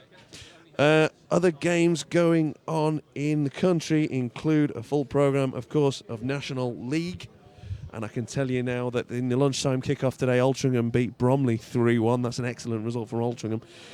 It's looking like a long journey home for Torquay fans. They're currently 2-0 down away at Barrow. They must have set off very early in the morning. Long way to go for not much. Boreham Wood 0, Chester 0, Forest Green 0, Dover 1. That's a bit of a surprise for the team at the top of in second in the National League. Grimsby 2-1 up against Welling. Guiseley, of course, losing 2-1 at the moment to Eastleigh, but it's against the run of play, and we're still in this game. Absolute cracker at the Shea by the sounds of it. Halifax 3, Braintree 4. Halifax were 3-1 down at one point in that game. That's an extraordinary game. Kidderminster 0, Aldershot 0. Lincoln City 1 up against Tranmere. They're our next opponents next Saturday, travelling to Prenton Park there. Southport 0, Cheltenham 3. Cheltenham in fine scoring form, as we were unfortunate enough to find out ourselves. Woking 0, Macclesfield 2, and Wrexham 0, Gateshead 0. There are some European qualifiers as well, of course, Ukraine in action at 5 o'clock. Looking down into the Vanarama National League North, we have Boston 1 up against Corby, Chorley 2 up against Bradford Park Avenue, and as we all know, that could have been us. Curzon Ashton are a man down and a goal down at home to North Ferriby. Fylde 1, Brackley 1, Gloucester 0, Lowestoft 1, Harrogate Town 1, Alfreton 1, Hensford 0, Solihull 0. Feisty encounter with Stalybridge Celtic as they are drawing 0-0 with Worcester City, and both teams have had a man sent off there. Stockport 1 up against Tamworth, Telford 0, Nuneaton 2, and A.F.C. United of Manchester are a goal down at home to Gainsborough Trinity. Looking at the other National League South, Bath City 0, Oxford City 2, Concord 0, Basingstoke 0, Dartford 0, Maidstone 0, Eastbourne 0, Ebbsfleet 2, Gosport 0, Weston 0, Haventon Waterlooville 1, Maidenhead 1, Hazen Yedding are a man down and 2 goals down at home to Chelmsford, Margate 2, Whitehawk 2, St Albans 1, Wealdstone 0, Stortford 0, Sutton 1, Truro 0, Hemel Hempstead 0. Looking at the Northern Premier League, there are 4 games ongoing in that. Frickley 0, Stamford 1, Grantham 0, Micklehove 0, Halesowen 0, Barwell 1 and Workington 1. Everybody's favourite second team, Salford 3. Obviously the class of 92 working their magic again at Workington today. Other games ongoing as well in the FA Trophy. We don't have scores for these at the moment, but there's a full programme there. Shore Lane Aquaforce at home to Matlock. They're going great guns at the moment, and by the looks of it, Blythe against Whitby. That would be a heck of a derby there. Southern Premier League, Bedworth 0, Dunstable 0, Cirencester Histon. I don't have a score for that. Paulton Rovers and Chippenham was postponed, and Pooltown 1, Cambridge City, not as good as United, 0. So we're here at Nethermoor. It's raining. It's getting dark. It's been raining for much of the first half, and a lot of the pitch towards the cricket ground side has been getting very wet in this across the course of that first half. So we'll see how that affects this game. But I can't say enough how against the run of play Eastleigh's 2 goals were. What happened was Guiseley had been passing the ball actually very well, been playing actually very well, starting to create a couple of half chances, would have created a chance, got caught on the break, and suddenly their heads went down. Just for 5-10 minutes their heads went down, and Eastleigh were able to take full advantage. That is, again, as we were talking about the difference between the professional and the semi-professional sides, I suppose. But Guiseley have rallied. That last 10 minutes, they got their game back in order. They started actually to create a couple of opportunities. Norburns looked very useful, and certainly a player who plays with his heads up. with his head up, certainly willing to get a shot away. He's had a couple of sighters fly over the bar, but we managed to get ourselves back into it. Good work from Rotherham boys. Sets boys through one-on-one with the keeper. A cool finish into the bottom corner. And Guiseley are still very much in this game. We're going to have full second half commentary from Chris Bell and Colin Robertson. But I'll leave you until the players come back out onto the pitch with the interview from Mark Bauer following the 5-0 defeat against Cheltenham. I won't lie to you, it's not a particularly happy interview. Here it goes. Mark, we've got to hope and pray we don't have many nights and games like that this season. Yeah, we, really, we've given the game away in the first 10-15 minutes with the 2 goals that we've conceded. Just a really poor goal, the first goal in the first minute of the game. Talked about what we wanted to do initially, in the first 10-15 minutes, try and stretch them. Looked to getting behind them early on. We didn't do that, gave the ball away and invited pressure on ourselves, and then the goal's a really poor one. A little bit unlucky with the second ball over the top that Rob Atkinson's favourite for. He pulled his hamstring in the process of it, and they score from the resulting corner. So 2-0 down, you're looking mountain to climb against Cheltenham, but I thought after that we actually played quite well. We got control of the game, strung some passes together. The keepers made a couple of great saves. Boys had a couple of other really good chances. I certainly think we were well worthy of a goal. Certainly the last 25 minutes of the first half, couldn't get it. And then Sport, obviously tried to sort a few things out at half time, came out for the second half, and the red card really kills it for us. We had a similar incident at Wrexham a couple of weeks ago where the ball was adjudged to have been in a keeper's hand, so it's only a yellow card. I'd like to see it again, whether their lad, I'm not disputing it was a foul, but whether the lad could get to the ball or not, because Drenchy was out and the ball appeared to be in his hands. Whether it's a red card, I don't know, but obviously we'll have a look at that. But even then, after we went to 10 men for 10-15 minutes, I thought we looked okay, and again, boys had another chance, just pulled it wide. We got in some good attacking areas, but then once the third goal went in, which again, I'd like to look at that because that looked suspiciously offside. That really was game over, and it was difficult then. Have a spell with 9 players with Dick off the pitch. The 5th goal goes in when Ben Parker's down injured. We're down to 9, and coming away to a side like this, they give them a sniff, and they're always going to create chances and potentially score goals against you. I thought everything that could go wrong went wrong tonight. We've lost 2 centre halves. Liam Dickinson's broke his nose. Ben Parker's taken a whack right at the end. So yeah, disappointing night where they ruthlessly punished us. Taught us a lesson why they're towards the top of the league, and we're not near that top of the league. How frustrating was it for you to see your game plan, I'd say, ruined almost after just 55 seconds? I don't think the game plan was ruined. Just in that first few seconds, we didn't really do what we discussed doing before the game. I still felt at 2-0 the way we were playing towards, after they got the second, the way we were playing after that, creating chances that we could, get into the game and potentially get something for it. We said at half time, obviously at 2-0, that next goal's vital. The fact that they got it and we're down to 10 men then just makes it a real mountain to climb. But I can't fault the players' efforts. I thought they absolutely worked their socks off. I thought Gavin Rotherham and Bosch in the middle of midfield absolutely worked their socks off against their 3, and that last half hour when they were well on top. Thought Adam Smith showed a lot of promise.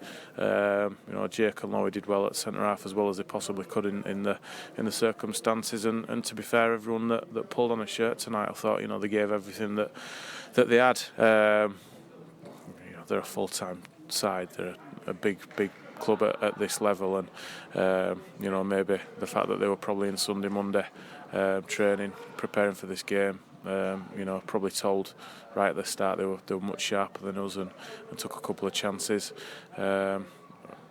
We just took a bit longer to get going. Once we did get going again, I thought we did okay. Third goal kills it, but games, this is not the kind of fixture that's going to define our season. The games that will make the difference are the ones that we've won over the past couple of weeks, the home games. So home games to look forward to on Saturday. Got to bounce back, patch the lads up, and look to get back to winning ways. We can't get too down about it. We're going to lose games at this level. The big thing is now, can we bounce back from it? We've been on a half decent little unbeaten run in the league, so we've just got to go again and take the positives from it. And obviously other players will come into the side now. It's up to them to take their opportunities and hopefully get a result against Eastleigh Saturday. As you say, without two centre-halves now, what's the initial thoughts on the situation with Rob Atkinson first and foremost? He's felt a sharp pain in his hamstring, so it's clearly a tear of some sort. So you're looking a couple, 3 weeks at least. Hopefully it's not too bad, and we got him off quickly enough. Obviously Lockie's going to be suspended unless we can have a look at it.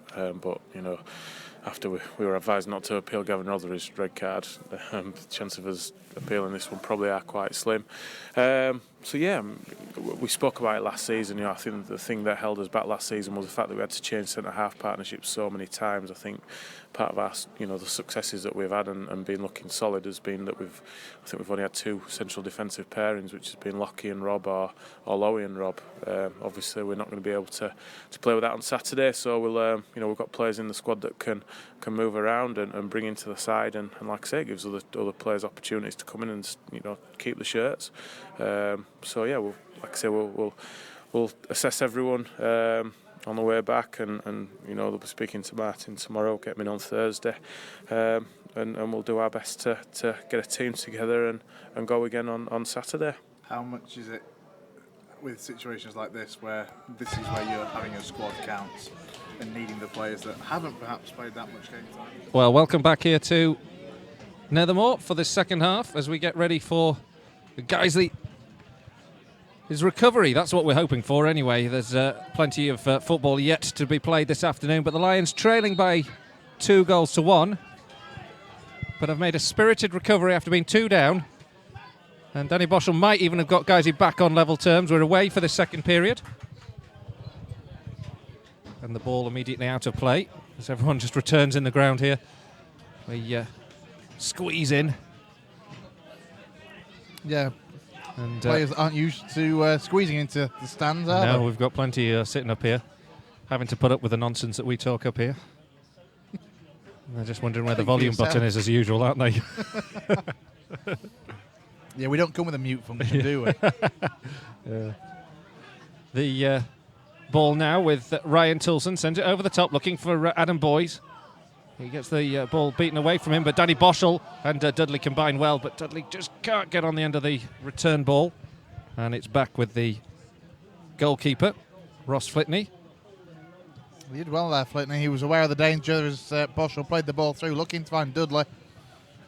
But I'll say very aware and gathered it up easily. Still, Eastleigh come forward now, play the ball down the right-hand side before it's played out by Lowe, and it's going to be a throw for the visitors, about level with the centre circle on the right flank. Partington will take. The man who scored Eastleigh's second goal, Joe Partington. He lofts the ball forward down the right-hand side, headed away. Danny Boschel wins the first touch, but the ball bobbles around awkwardly, and in the end, Eastleigh recover possession on this left flank now with Green. Green back here to Payne. And Payne into Drury, the captain, who scored the first. He gives it to Reason, but he's dispossessed well there by Dudley. And Dudley now takes the ball down the left-hand side. He checks his run, looks for options. He's got none with him. Danny Boschel chases forward. He's then blocked and runs into, I think it's Drury. And the ball has come away by Eastleigh over the halfway line. For Drury's dispossessed well by Gavin Rothery, but Rothery's touch is poor, and he gives it straight back to Payne. Payne plays the ball in towards the edge of the 18-yard box. Good interception there from Hall. Only as far as the halfway line. And it's picked up now by Will Evans. Evans to the right flank, to Partington. Guys, he encamped in their half for a moment. Partington to Reason. Reason chips the ball down the right flank, but just unable to keep that in play. It's out for a throw. Well, the rain's really starting to come down now, Colin. It's certainly more noticeable than it was earlier on. That's just going to add to the amount of moisture that's already on the surface. The ball's played in towards the edge of the 18-yard box now as Eastleigh come down here with Odebardi. Gets a good cross in. It's flicked away by Jake Lawler. And collected now by Adam Smith, deep inside his own half. He puts a bit of pace on, gets up to the halfway line, up against two. He cuts in field, looking for a cross-field pass, and he picks out Dudley, who nods down to Boschel. Boschel just slightly misplaced with his footing and unable to get hold of the ball, and it's cleared up towards Odebardi, and it's a throw for Eastleigh on the halfway line, which Partington will take. I'll go to Chris in a moment once he stopped coughing on his half-time digestive. Guiseley recover the ball now here with Jake Lawler. Tilson makes a run down the right-hand side. Lawler goes to pick him out with a well-flighted ball, but it's going to be intercepted here by Evans. Good running from Ryan Tilson and a nicely flighted ball from Jake Lawler. Guys, get the throw at level with the edge of the 18-yard box, and the cross goes in from Tilson, but Tilson's caught offside. Much to frustration of the home fans here as we get into a good position, but of course the flag denies the Lions, and it's Woking 0, Macclesfield 3 now in that game. Woking, of course, who put their entire team up for loan, didn't they, recently? Well, they've been in complete freefall, really, when you think back to when we played them in that 4-4 draw here at Nethermore, that they were fourth, in and around, weren't they? yeah, in and around the playoff mix, weren't they? And they've absolutely fallen away. Guisey battling hard now to win the ball back. Danny Lowe with a good header, plays it up. Boys is chasing down Partington, but Partington releases a really good ball down that right-hand side, intercepted by Hall, who incidentally now has a shirt with no number, having to go off at half-time with a shirt that was ripped completely down one side. I wonder if they'll charge him for the reprinting costs. Oh, we'll just sew it up, surely. Doesn't need reprinting. The ball's down the right flank. Meant for the new shirt. Reason, who is up against Dudley, who's in defensive duties at the moment.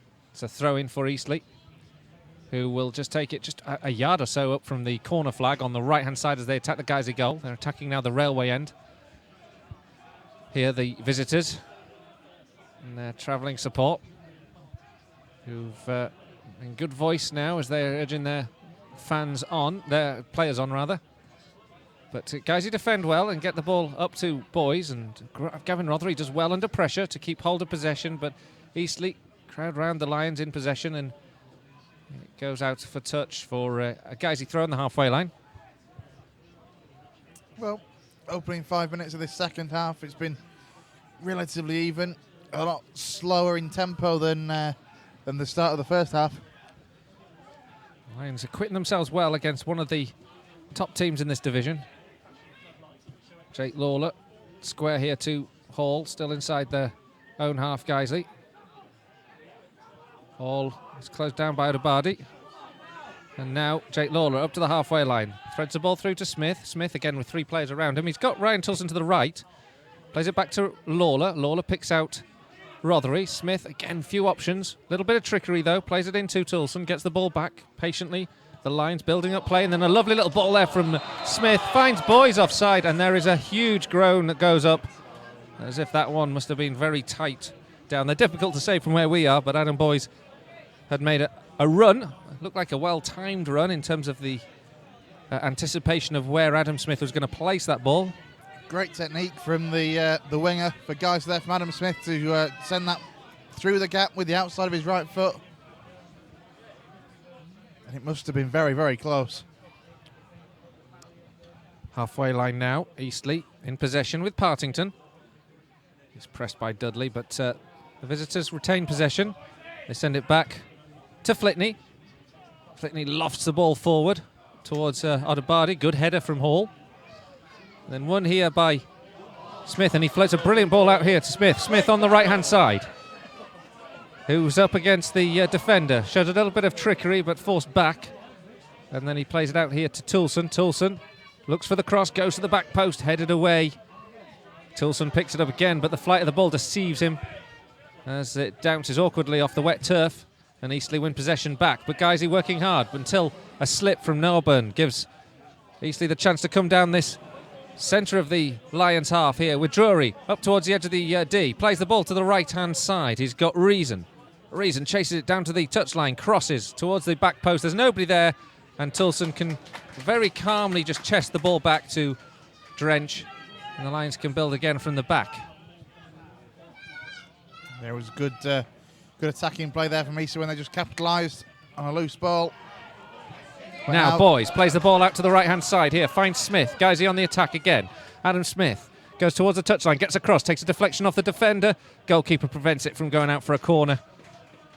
Disappointing outcome to what looked like a promising move just then, Chris, but Eastleigh now we can't break because Eastleigh on the counter-attack now with Lee Cook. He's up against Rothery in the centre circle. He's fouled, but the referee plays the advantage. It's now here with Constable, laying it back into Green. Green uses that pace again to take on Rothery. Gets down to the byline. Green plays it into the area, blocked by Toulson behind for an Eastleigh corner. Once again, Michael Green looking dangerous down his left-hand side. The left-back pushing forward again, getting in behind as well. And Toulson had to come across to block the cross and put it behind for a corner. Kidderminster 1, Aldershot 0. Another good signing for Kidderminster this week was Ben Whitfield, who continued his loan, our former academy player, who went on to sign for Bournemouth. Guys, you're now defending a corner. And it's Jai Reason who will take this one. Eastleigh have 4 of 5 players, all on the edge of the area this time. They were whipping them into the 6-yard box before. This one goes in, and it's a good header again by Partington, who managed to craft out some space by running around the penalty area, basically running away and coming back into the penalty spot. And he had to duck to try and make the header. In the end, it's behind for a goal kick. Yeah, I think they were running figure of eights there around Guiseley defenders in the 18-yard box as that corner came in. Hall is put under pressure from the clearance. Stephen Drench plays it on the ground to him. Danny Hall was closed down by Yemi Odubardi. And now it's a throw for Eastleigh. About level with the centre circle on the right-hand side. As they attack the Guiseley goal, they launch it down the right flank. Odubardi now back to goal, plays it back to the halfway line. Josh Payne plays it square. Cook now over here to Green, and Green runs again down this left-hand flank, looking to get down to the touchline. Toulson up against him on the edge of the penalty area on the left-hand flank as they attack the Guiseley goal. Eastleigh looking to get the cross in with Green. He's held up now by 2, eventually gets the cross. It's a good interception from Toulson. Jake Lawler has to step across. He's up against Yemi Odubardi. He clears, but only as far as Cook. Cook, square now to Green. Green looks for options. Back here to Cook. And they're still on this left-hand side, and Cook gets past Rothery. Rothery makes the rather ambitious challenge from behind, and in the end is penalised. No chance that the vastly experienced Lee Cook wouldn't go to ground. And it's a free kick to Eastleigh about 2 yards out from the penalty area on the left-hand side, about level with the penalty spot. Yeah, to be fair, I think Gavin Rothery there has just been absolutely done by Lee Cook. The footwork there got away from his man. Rothery desperate not to let him get into the 18-yard box, and that resulted in having to bring him down. At the moment, we're getting a physio onto the field, but I can't see anyone who's down and injured. And we'll just wait and see what this is for. He's going to take Lee Cook to one side. He didn't look like he'd had a problem, Lee Cook, when he was challenged there. It certainly wasn't a sign when he went to ground that there was any problem. So Lee Cook will go off the field temporarily. But guys, you now have to defend this about, it's a matter of inches from the edge of the penalty area. And like I say, about level with about halfway between the penalty spot and the 6-yard box. So everybody lining up on the other 6-yard area as this sort of short corner of a free kick is going to be drilled in by Eastleigh. 2-man wall for Guiseley on the edge of the 6-yard box. Very, very dangerous position. The ball drilled in towards that back post. Headed just at the back post over the bar. But in the end, I think the referee will have given an offside decision against, I think it was Odubardi who made the connection, but couldn't keep the ball down in any case. And Guiseley have a free kick. Yeah, I think it may have been Jamie Turley from the back who come up, but it was a very, very dangerous cross. The offside flag up, which really you shouldn't be in that situation, because when the free kick's been taken 6 or 7 yards away from the touchline, you shouldn't be in an offside position for a free kick taken there. Wrexham 1, Gateshead 0. Halifax 3, Braintree 5. That's a game that keeps giving goals, isn't it? And Forest Green have got an equaliser. They trailed 1-0 at home to Dover. It's now Forest Green 1, Dover 1. Dover lost midweek at home to Eastleigh. So it's a... You sound happy about that, Colin. I'm neutral about it. Dover now... Eastleigh now in possession. You've got me started now. With Green into the feet of Josh Payne. Payne on the halfway line. He's under pressure here from Danny Boschel. Forced to go back to the goalkeeper. Adam Boys gives game chase. But Eastleigh beginning to enjoy more spell in the Guiseley half. than they were just before the break and in the immediate restart of this game. Gavin Rothery now to Hall. Hall looks ahead, but Eastleigh again just closing down the defenders, not giving them time to pass the ball at the back and find a passing way out from that back. And in the end, it goes back here to Lowe, who's pressured into playing the ball back to Stephen Drench. He's going to be pressured as well by Odebardi, who chases and closes down. And therefore, the clearance is intercepted by Green.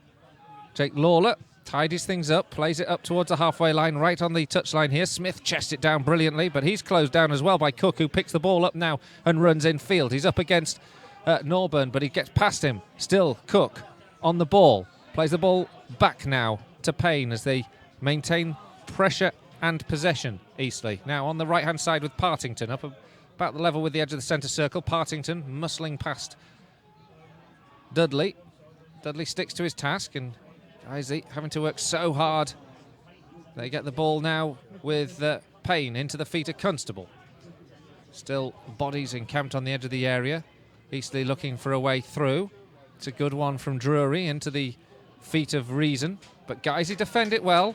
And now Gavin Rothery, who's getting no peace on the ball as Reason is chasing him down, is fouled by Reason as a late challenge comes in. The referee decides on that occasion, I think he's going to give Jai Reason the first yellow card of the afternoon. Yeah, absolutely. It was needless. There was no reason whatsoever to put a challenge in there. Stop. There's no reason for that pun. Gavin Rothery looks to be in a little bit of discomfort. I think he'll be okay. But Jai Reason is going to be called across. And he is indeed going to be the first booking of the afternoon. Yeah, he tried to run away there, hadn't he, Jai Reason? He tried to get back into his normal position and pretend nothing happened. Cheltenham now 4-0 up against Southport. Filed 1, Brackley 2 in the Vanarama National North. But we also have goals with a second for Kidderminster. 2-0 up now at home to Aldershot. Alfreton now beating Harrogate in the North. And Fylde have now equalised against Brackley. So 2-2 in that game too. And Stephen Drench in all of that, summing up, takes the free kick, hits touch, and it's a throw for Eastleigh in right-back position. Disappointment for Guiseley, who'd been under the cosh and had a chance to relieve the pressure. And so Eastleigh recover possession and go back to the goalkeeper, Flitney. Adam Boyes chasing down, trying to win the ball back. His clearance is intercepted well by Jake Lawler, who chests down, lays the ball out to Toulson, who slips for a moment there with Constable bearing down. But Guiseley retain possession. And now Danny Hall on the halfway line, chips the ball down that left-hand side. Lowe chasing after it. Picks the ball up, but can't keep it in play. The chance passes. And it's another throw for Eastleigh in right-back position. Well, we got 61 and a bit gone. Still trailing. There's options on the bench. Wayne Brooksby, Tom Craddock, Liam Dickinson. All the attacking options that are on Mark Power's bench. I tell you what, Liam Dickinson looked a bit of a state, actually, when I saw him arrive. He got a broken nose, didn't he, midweek against Cheltenham? And you can tell. Green now on the ball for Eastleigh. He's got some space down the left-hand side. He's up against Tilson, lays it back here to a cross that goes back across the face of goal from, it was Lee Cook, who was laid back to, but in the end his cross didn't have the direction he'd hoped for, and it's gone behind for a goal kick. Yeah, it was a good play from Lee Cook. Again, the cross was there, just nobody able to get it, to get on the end of it before it went out to play. But as you say, referring just to Liam Dickinson, he took a hell of a whack to the face, and as they resulted in a broken nose. He took it in good spirits on the coach home, though. You should see the other guy. Woking 0, Macclesfield 4, Forest Green 2, Dover 1, and Stockport 1, Tamworth 1 in the north. 2-1 still to Eastleigh here. As Guiseley have been under a bit of pressure in the second half now, coming down the right-hand side, and it's a ball here to Smith. Smith has a chance to cut infield, but he's got two players on him. He does get the ball into the area, but it's intercepted by Payne. Guiseley working hard to win it back, and good work from Gavin Rothery. Gives it back here to Toulson. Danny Boschel, though, forced away from goal. It's to go back to Toulson. And now Smith has another chance to cross. He gets the ball chipped in towards the goalkeeper, but that's comfortable for Flitney. He was trying to float one in towards Adam Boys. And unfortunately, Ross Flitney collects the ball inside the 6-yard box. Yeah, again, good footwork from Adam Smith, but the cross on that occasion wasn't there. Wasn't the one that you wanted, as it's, I say, floated in towards the keeper, too close to him, and nobody challenging him. Big shout, because it looks like Adam Boys was nudged in the back there by Turley. Ball played back to Flitney, closed down by Danny Boschel. It's Guiseley are now turning attack into defence because Partington has won a throw. He plays it short here to Drury. Partington cuts the ball in field, and it's found its way through to Odebardi, but there's a flag up against Odebardi, and it's a free kick to the Lions. Barrow 3, Torquay 0. That's a long, long way for a 3-0 defeat with 25 minutes still to go. Ouch. 2-1 still here to Eastleigh. Guys, they haven't had the same pressure in the second half that they had towards the end of the first and at the beginning of the first. Eastleigh just growing more and more into this game as the more dominant team. And it needs to change. Green is on the ball. Eastleigh still pressing. The ball into Odebardi. Now Payne. Josh Payne out to the left-hand side. Green tries to get past Smith. Smith is too wily for Green's flick past him. And it gets the ball away up to the halfway line, but it's collected again by Cook. A little back heel from Cook to Payne. Under pressure from Rothery. Guys are doing a lot of chasing around, trying to get the ball back. Obviously a very tiring activity. And it's played back to Drench, who in turn is pressurised by Constable. Guys are just unable to get the ball out of their own half for excellent high-tempo closing down play from Eastleigh. But they do now, and it's on the left-hand side with Dudley. He cuts in field. Options ahead of him. He's got Rothery. Rothery's bundled, pushed in the back by Will Evans, who doesn't agree with the referee. Guys, he get a free kick. It's about 25 yards from goal. It's a good distance from goal, very central. And a good chance, perhaps, now to get some bodies into that box and press for a moment this Eastleigh goal. Yeah, very much so. Well, with the likes of Danny Lowe and Jake Lawler at the moment staying back, perhaps somebody's thinking about going for it from this kind of range, but it is a long way out. As you say, good 25 yards out, possibly a couple more. But we've seen Oliver Norburn. He's one of the men stood over that, along with Adam Smith and Gavin Rothery. Free kick to come. And Guisey are facing a 3 or 4 man wall. Rothery drills this one in. It's wide. Behind for a goal kick. Sort of groans of disappointment around the ground. Yeah, that's just taken out somebody's windscreen in the car park behind the stadium. I park behind there. Yeah, so do I. I'm slightly concerned. But as it is, 66 minutes, and in this first 20 minutes of this second half, we've just struggled to play the style of football that we were doing so well in the first half. In the first half, we were live, we were passing it, we were moving it a lot quicker. And to be fair to Eastleigh, that's probably more so because of the way they've played in the second half than it is that we've struggled, perhaps. They've defended well, they've had numbers back, they've pressed high. They've made it very, very difficult for Mark Bauer's side so far. Halifax 3, Braintree 6. What a game. What a crazy game was happening at the Shea. And Wrexham 2, Gateshead 0. Still 2-1 to Eastleigh here. And they're on the attack again with Constable finding Cook. Good battling from Danny Boschel to win the ball back off him, but Boschel's forced backwards. Goes to ground as Cook goes close to him. I have to say, I think he's done well to win that free kick there as Danny Boschel.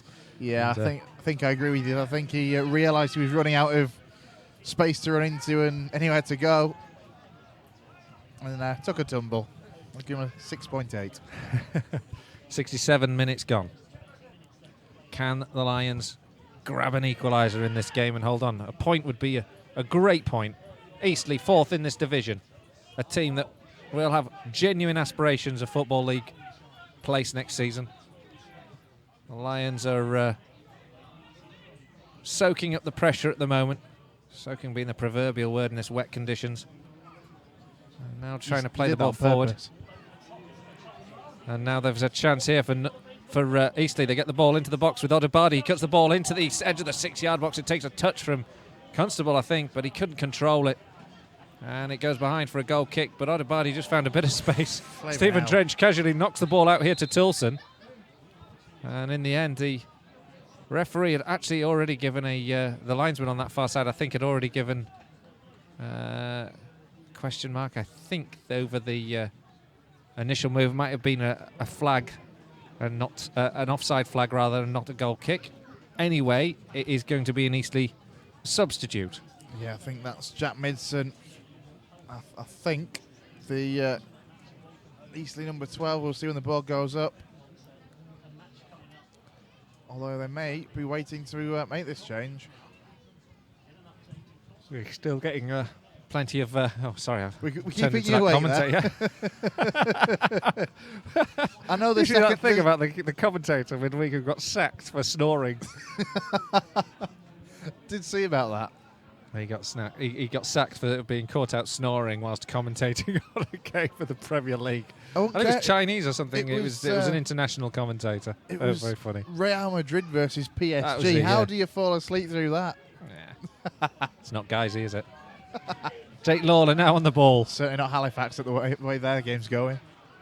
Has found Toulson on the halfway line. He chips the ball forward. Boys in searching for this one.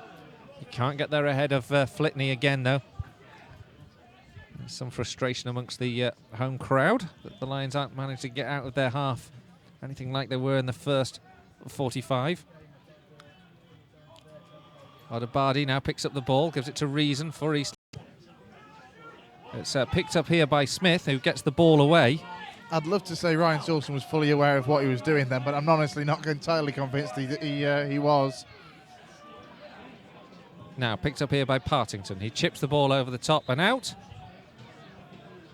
And out for a goal kick, and you might just have dropped us out there. We were having to do all sorts of funny things with our internet connection, and rather annoyingly, I'm going through my phone today, and my insurance company, or the one I've just let down, I just don't want to renew it with them, they just had to call me once again on the phone during it. So I'm sorry if we dropped out, but that's the kind of tin pot problems you have when you guys at AFC Radio. They must value you as a loyal customer. They just want my money, don't they? Jake Lawler on the ball. Plays it square here to Hall. Hall chips it forward. It's headed away. Picked up now by Lowe. Good touch from Norburn. Guisey again just unable to get the ball down and attack this Eastleigh back line. It's chipped forward now by Stephen Drench. And then cleared. And then chipped forward. And now Constable. He's through on goal. He's got Jake Lawler, who's just managed to get himself between him and the goal. But Constable goes right, finds Drury on the edge of the 18-yard box. Can he get the shot away? He can! Beats Stephen Drench, who was misfooted. Didn't anticipate the way that Drury would hit the ball.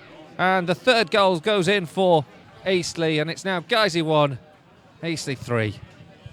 Well, you've got to fear that shortly. And we wait to see who he'll be replaced by. I think it's going to be Jack Midson. Yeah, Is that right? I believe so. And also I think Wayne Brooksby is stripped down and ready to come on. He's had an excellent game, hasn't he? To give him credit, Lee Cook, a vastly experienced player, played with York, QPR, Fulham. He's played across in Greece. And he's come off now. Midson's on. He's another player, great experience, played with AFC Wimbledon. Ball's over the top now. Stephen Drench just caught out of his area. He's under pressure. He's just lofted the ball forward. It's a good one. Up towards Adam Boyes. Boyes chases down the centre-half, and goalkeeper is quickly out of his area to grasp the ball, or quickly off his line to grasp the ball before Turley makes a hash of things. Like you say, there is a substitute warming up. There's a bit of a mist around the ground now as the rain continues to fall here. And Guiseley 3-1 down now. Must feel like the chances of them getting back into this game have diminished quite significantly, because they've not really had much of possession in the second half. 16 minutes plus any added time to go. Norburn plays the ball into Danny Boschel. He's muscled off the ball. It's picked up by Josh Payne and then played forward. And this time it will be recovered by the Lions. Danny Lowe As a late challenge comes in from Odebardi, it's infuriated the bench right in front of him, and the referee goes across immediately to talk to Odebardi. I think that'll be a second yellow card of the game, not a second one for Odebardi. But Lowe was incensed. Odebardi slid in there, but I would suspect the referee today, Joseph Johnson, will give him the benefit of the doubt of the conditions, and that'll be a yellow. Yeah, I would expect you're right there, Colin. It's going to be a yellow card for Odebardi. But as you say, Danny Lowe was absolutely furious with the challenge that came in. A bit of pushing and shoving afterwards. As that change for Guiseley is going to be made. Well, you can just keep us up to speed with that change. But it's now Woking 1, Macclesfield 4, and Wrexham 3, Gateshead 0. And the change? Interesting. Wayne Brooksby coming on, replacing Danny Boschel. So you've got effectively a winger on for a central midfielder. So you'd see that as a change to a 4-4-2 with Dudley pushing up front alongside Adam Boyes. Adam Smith on this right-hand side, Brooksby on the left. And that leaves Norburn and Gavin Rothery as two central midfielders. Norburn gets the ball into Dudley. Dudley can't get past Drury. Drury puts a good challenge in, but Guiseley does keep possession with Dudley, and it's on the left-hand side now for Brooksby's first touch of the ball. He's sploshing around there, trying to win possession back for Guiseley, and he does so down the left-hand flank. He's surrounded by Eastleigh players as they kick through the water. The pitch really beginning to get soaked into this rain, and on that occasion, well, looks like Norburn went in to win the ball inside the Eastleigh half and has taken a bit of a knock. He's on his haunches, though. I think will continue. He just took a bit of a crack to the ankle.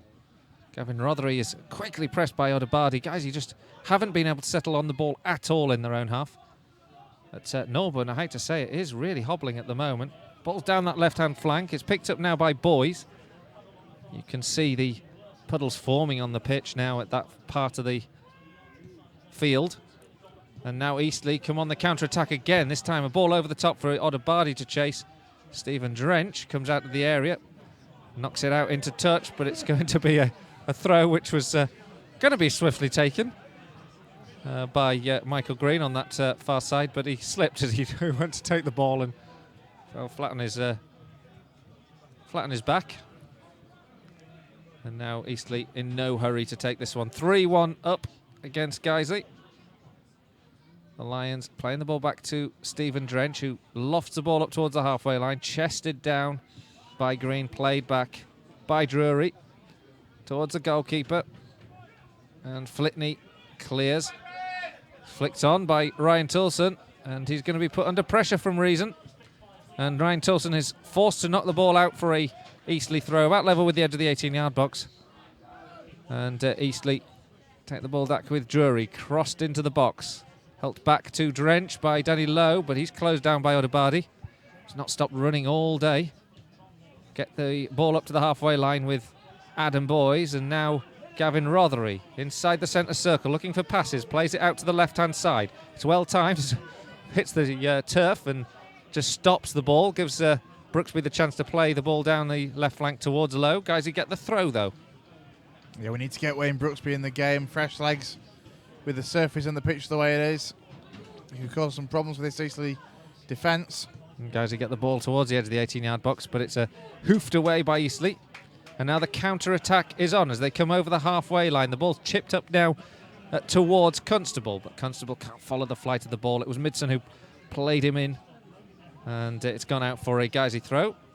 Just over 10 to go. It's not impossible, but Guiseley have got to do something soon. They've got to find a second goal in this game to have any hope. You do feel that if we could get that second, it would change the feel and the pressure would be on Eastleigh. Absolutely. Could make it a nervy finish, but it's all dependent on us getting a second, I'd say, fairly imminently. Woking 1, Macclesfield 5 now, by the way, and Wrexham 4, Gateshead 0. Big scorelines in the Vanarama National this afternoon. Guys who now get the ball down this left-hand side. Low into the box. Free kick's actually been given for an earlier foul on Wayne Brooksby. Referee trying to leave the game going in Guiseley's favour as long as possible. And there'll be a second substitution now And not surprisingly, perhaps, Adam Boyes, who's run today, is now going to be taken off the field. And we're going to see the introduction of Tom Craddock. What time would it be for him to make a big impact on this game? Adam Boyes is getting a warm round of applause from the home fans for his endeavour and his goal today. Tom Craddock to take his place for this final 10 minutes or so. Yeah, as you say, if ever there was a time for Tom Craddock to really need to make an impact, it's at this stage with 10 to go and 3-1 down. Not that I'm putting too much pressure on him. Ball whipped into the box, headed up in the air, and it's cleared by Eastleigh and returned into Guiseley's half. It'll be a throw for the Lions. Stephen Drench out of his goal, going to take the throw. He plays it back here to Ryan Tilson. Not seen that too often, the goalkeeper actually taking the throw. He plays it straight to Norburn. Odobadi closes him down, but slips at the key time. There's going to be another Eastleigh substitute in a moment. Toulson now chips the ball down that right flank. It's a good one, but Craddock not able to get there on that occasion. Southport 0, Cheltenham 5. There's the latest score. Consecutive 5-0 victories for Cheltenham. Certainly will give them the feel-good factor, but Forest Green are also winning. Certainly boosts the goal difference as well for Cheltenham, doesn't it? Clearance from Flitney goes all the way back to Stephen Drench. Drench then returns the ball into the Eastleigh half. Headed away. Actually, there's a correction. It's still 4-0 in that Cheltenham game. And now Odobadi picks the ball up on that right-hand side. Skips past 2. Goes down the right flank. He's got Dudley to beat. Plays the ball across towards the edge of the 18-yard box. It doesn't find his man. Finds Midson.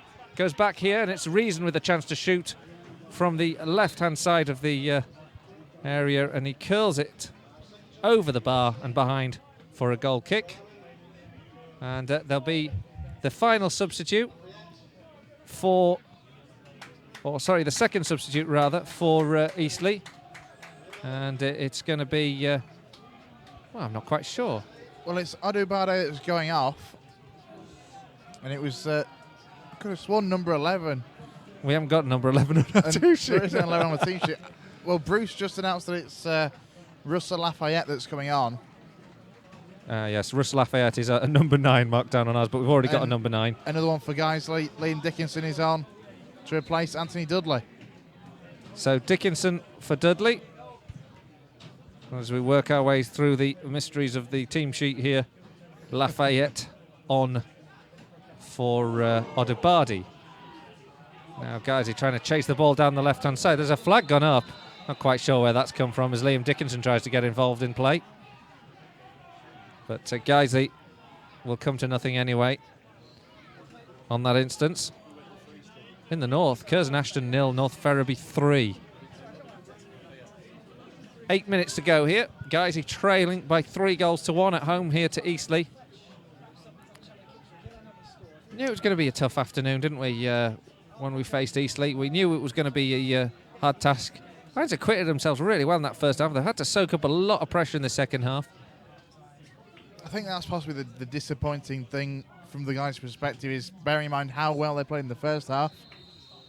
We're unfortunate to be 2-1 down at half-time. This second half, they've just struggled to get that same game going. As I say, it's probably been a really impressive case of game management, to be fair, from Eastleigh. Well, at least they've been awarded a free kick. I'm not quite sure. I didn't see. There's no complaint from the Guiseley players. They've taken it quickly into the penalty area. The ball drilled across into the 6-yard box, held by Stephen Drench.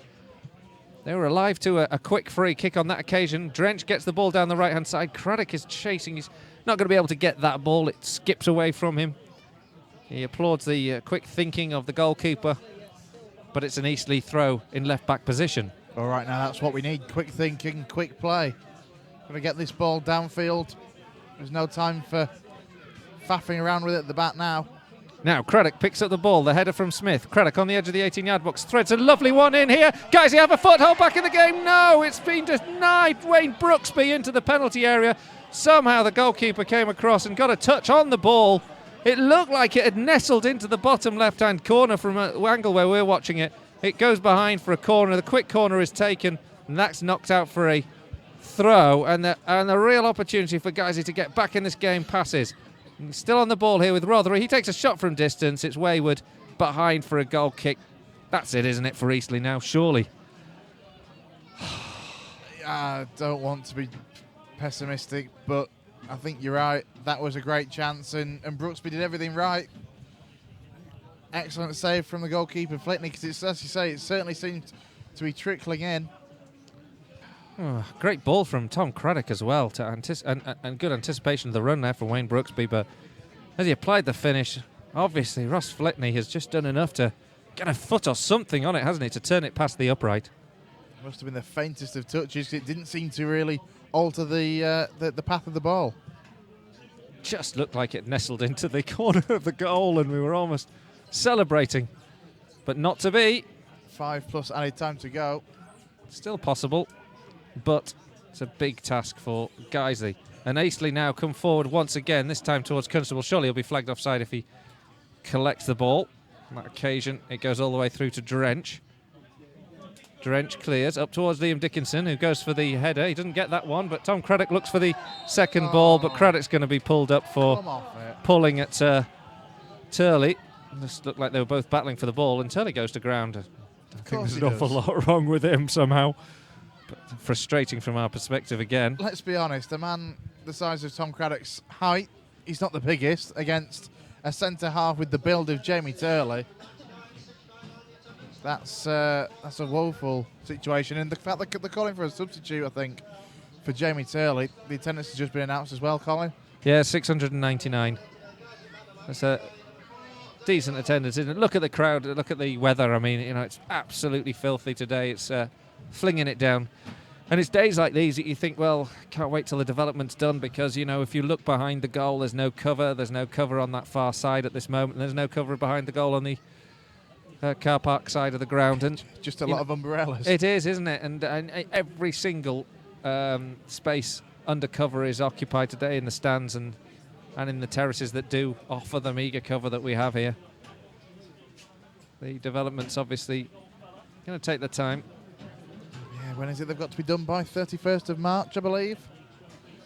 But you've also got to get the contractors and get it right, haven't you? I suppose there's an awful lot of work that needs to be done, and things never go smoothly with these sort of projects. In the meantime, I think he's just pulled his hamstring a little bit, has Jamie Turner. He's feeling the back of his leg, in which case you do wonder whether he was actually fouled. But Jamie Turley is going off. He'll be the third and final substitute, so he is actually suffering. Paul Reed's the man that's come on, the number 6. Is he 6? Or is this... yes, he is 6. Is this a trick question? I know. We deny trust, or we lose faith in our team sheet for a moment because of one number. But on this instance, Turley. Well, there's got to be at least 2 minutes of added time, because Jamie Turley has taken, albeit with a dodgy hamstring, the slowest walk I've ever seen off a football field. I don't know, you haven't seen me walk on there. Or off. I was going to say you wouldn't Still be on be in going. the first place. I could still do a job. Ground staff or something like that. The clearance is taken by Flitney. It's touched down well here by Lafayette. The substitute finds the midfielder Raisin, who can't get the cross in. It's blocked. It's out for a throw.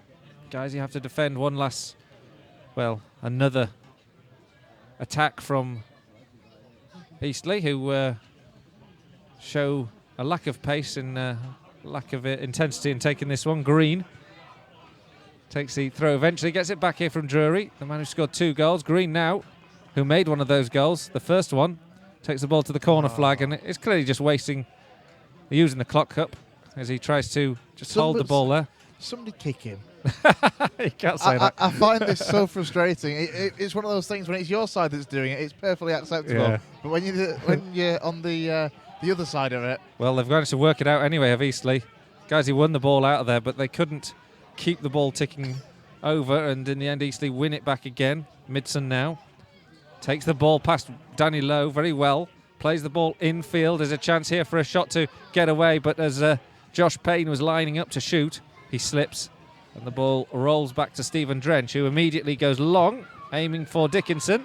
Guys, who win the second phase here, but there's a poor touch in there, and much frustration from Oliver Norburn, who failed to keep the momentum going for the Lions. And now Payne plays the ball to the right-hand side. Midson tries to close down Danny Boschel or Gavin Rothery, and Rothery does actually play a loose ball back into the box here, and it's a chance for a fourth.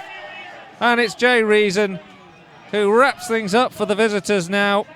A loose touch from Gavin Rothery. The chance there for the substitute Lafayette to play the ball across the face of goal. And in the end, it was the easiest of tap-ins for Jay Reason.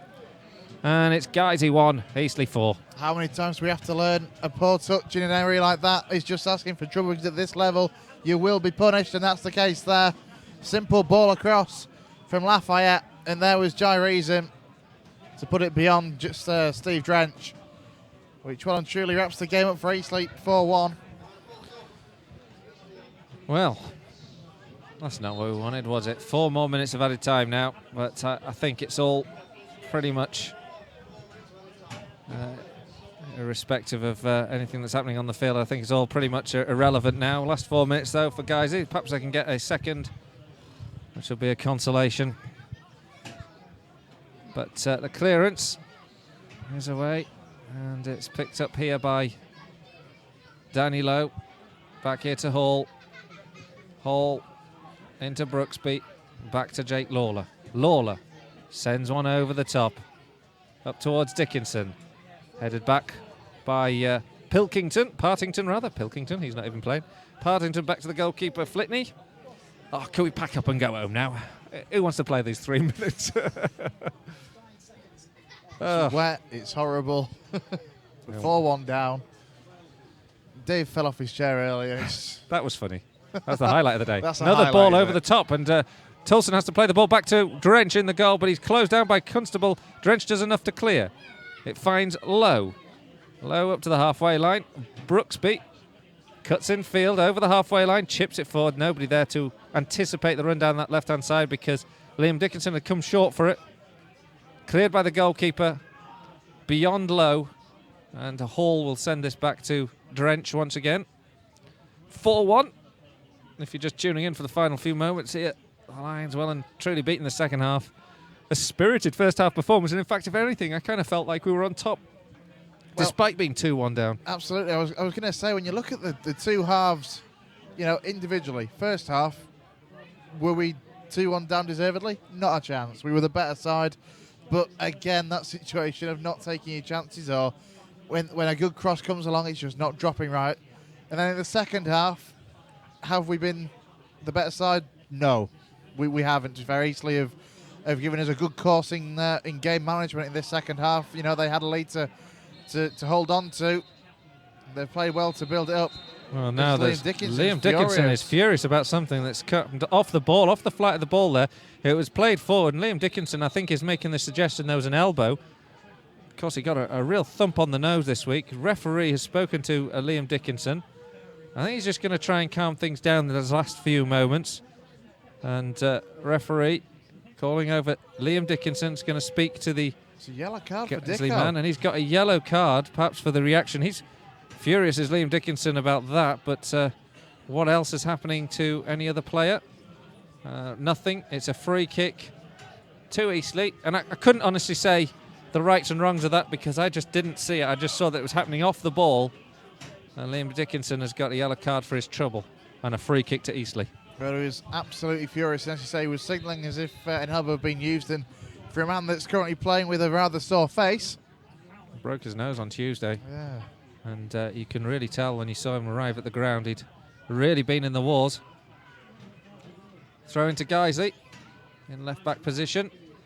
Won't do as much good there. They play it back, and Hall plays it back to Drench, and Constable, who just doesn't stop running, pressurises the goalkeeper. Chested down by Smith. Smith plays it all the way back to Drench. Drench clears and up towards the centre circle where Dickinson chests it down into the feet of Craddock. Craddock's got Brooksby on the left flank. And there's a fourth goal for Barrow. But he's actually called time a little early as the referee. But nonetheless, it's really not all that relevant today because Guiseley have been beaten in that second half. And after a spirited first half performance, Eastleigh turned on the style. It's finished here. Guiseley 1, Eastleigh 4. Well, at half-time, we certainly wouldn't have seen that coming as the full-time score. The first half, the better side fell behind and conceded again fairly quickly. But overall, we played the better stuff. We were dictating play. We were having possession. We just did everything. How many times have we said this season? We did everything but put the ball in the back of the net. We eventually did. Had that lifeline at half-time. And then for the second half, we just didn't really look like we could get into it, mainly because of Eastleigh's game management. They were just organised, tight defensively, making it very, very difficult, and then just launching counter-attack after counter-attack when they could, dictating the play when they were getting into the final third, and in the end that's cost us quite bitterly, really. 4-1 the final score. Well, it's another big defeat for the Lions against one of the teams that look like they're going to be there right at the end of the season, pressing for promotion to the Football League. But here it's finished a 4-1 defeat. Let's see where else the scores are around the Vanarama National. Very quickly to wrap it up. Barrow 4, Torquay 0. Borehamwood 0, Chester 0. Forest Green 3, Dover 1. Grimsby 3, Welling 1, still playing there, just a late goal there for Grimsby. They were trailing 1-0 at one point in that game. Guiseley 1, Eastleigh 4. Halifax 3, Braintree 6. Incredible afternoon there at the Shea. Kidderminster 2, Aldershot 0. Another win for Kidderminster, beginning to mount some sort of a recovery. Have they left it too late, though, after a woeful start? Lincoln City 1, Tranmere 0. Next up for the Lions is a trip to Prenton Park, and they face the former league side. Southport 0, Cheltenham 4, Woking 2, Macclesfield 5, and Wrexham 4, Gateshead 0. Gateshead finished with 10 men in that game. Well, the highlight show is going to be interesting this week, isn't it? Some remarkable games. Boston in the Vanarama National North, just to give you updates there. Boston 2, Corby 0. Chorley 2, Bradford Park Avenue 2. Chorley were 2-0 up in that game. Bradford Park Avenue fighting back to get a point. Cursden Ashton down to 10. Lost 3-0 at home to North Ferriby. Fylde 2, Brackley 2. Gloucester 0, Lowestoft 1. Harrogate 1, Alfreton 2. Hensford 0, Solihull 0. Stalybridge 3, Worcester 1. Stockport 1, Tamworth 1. Telford 1. Nuneaton, who finished with 10 men, 5. FC United 1. Gainsborough Trinity 2. Well, that's your lot here from Nethermore. No more dwelling and no more contemplating on that. Next week, it's got to be easier than that, hasn't it? Where are we again? Tranmere. Oh dear. We'll see you then. Hope you enjoyed it.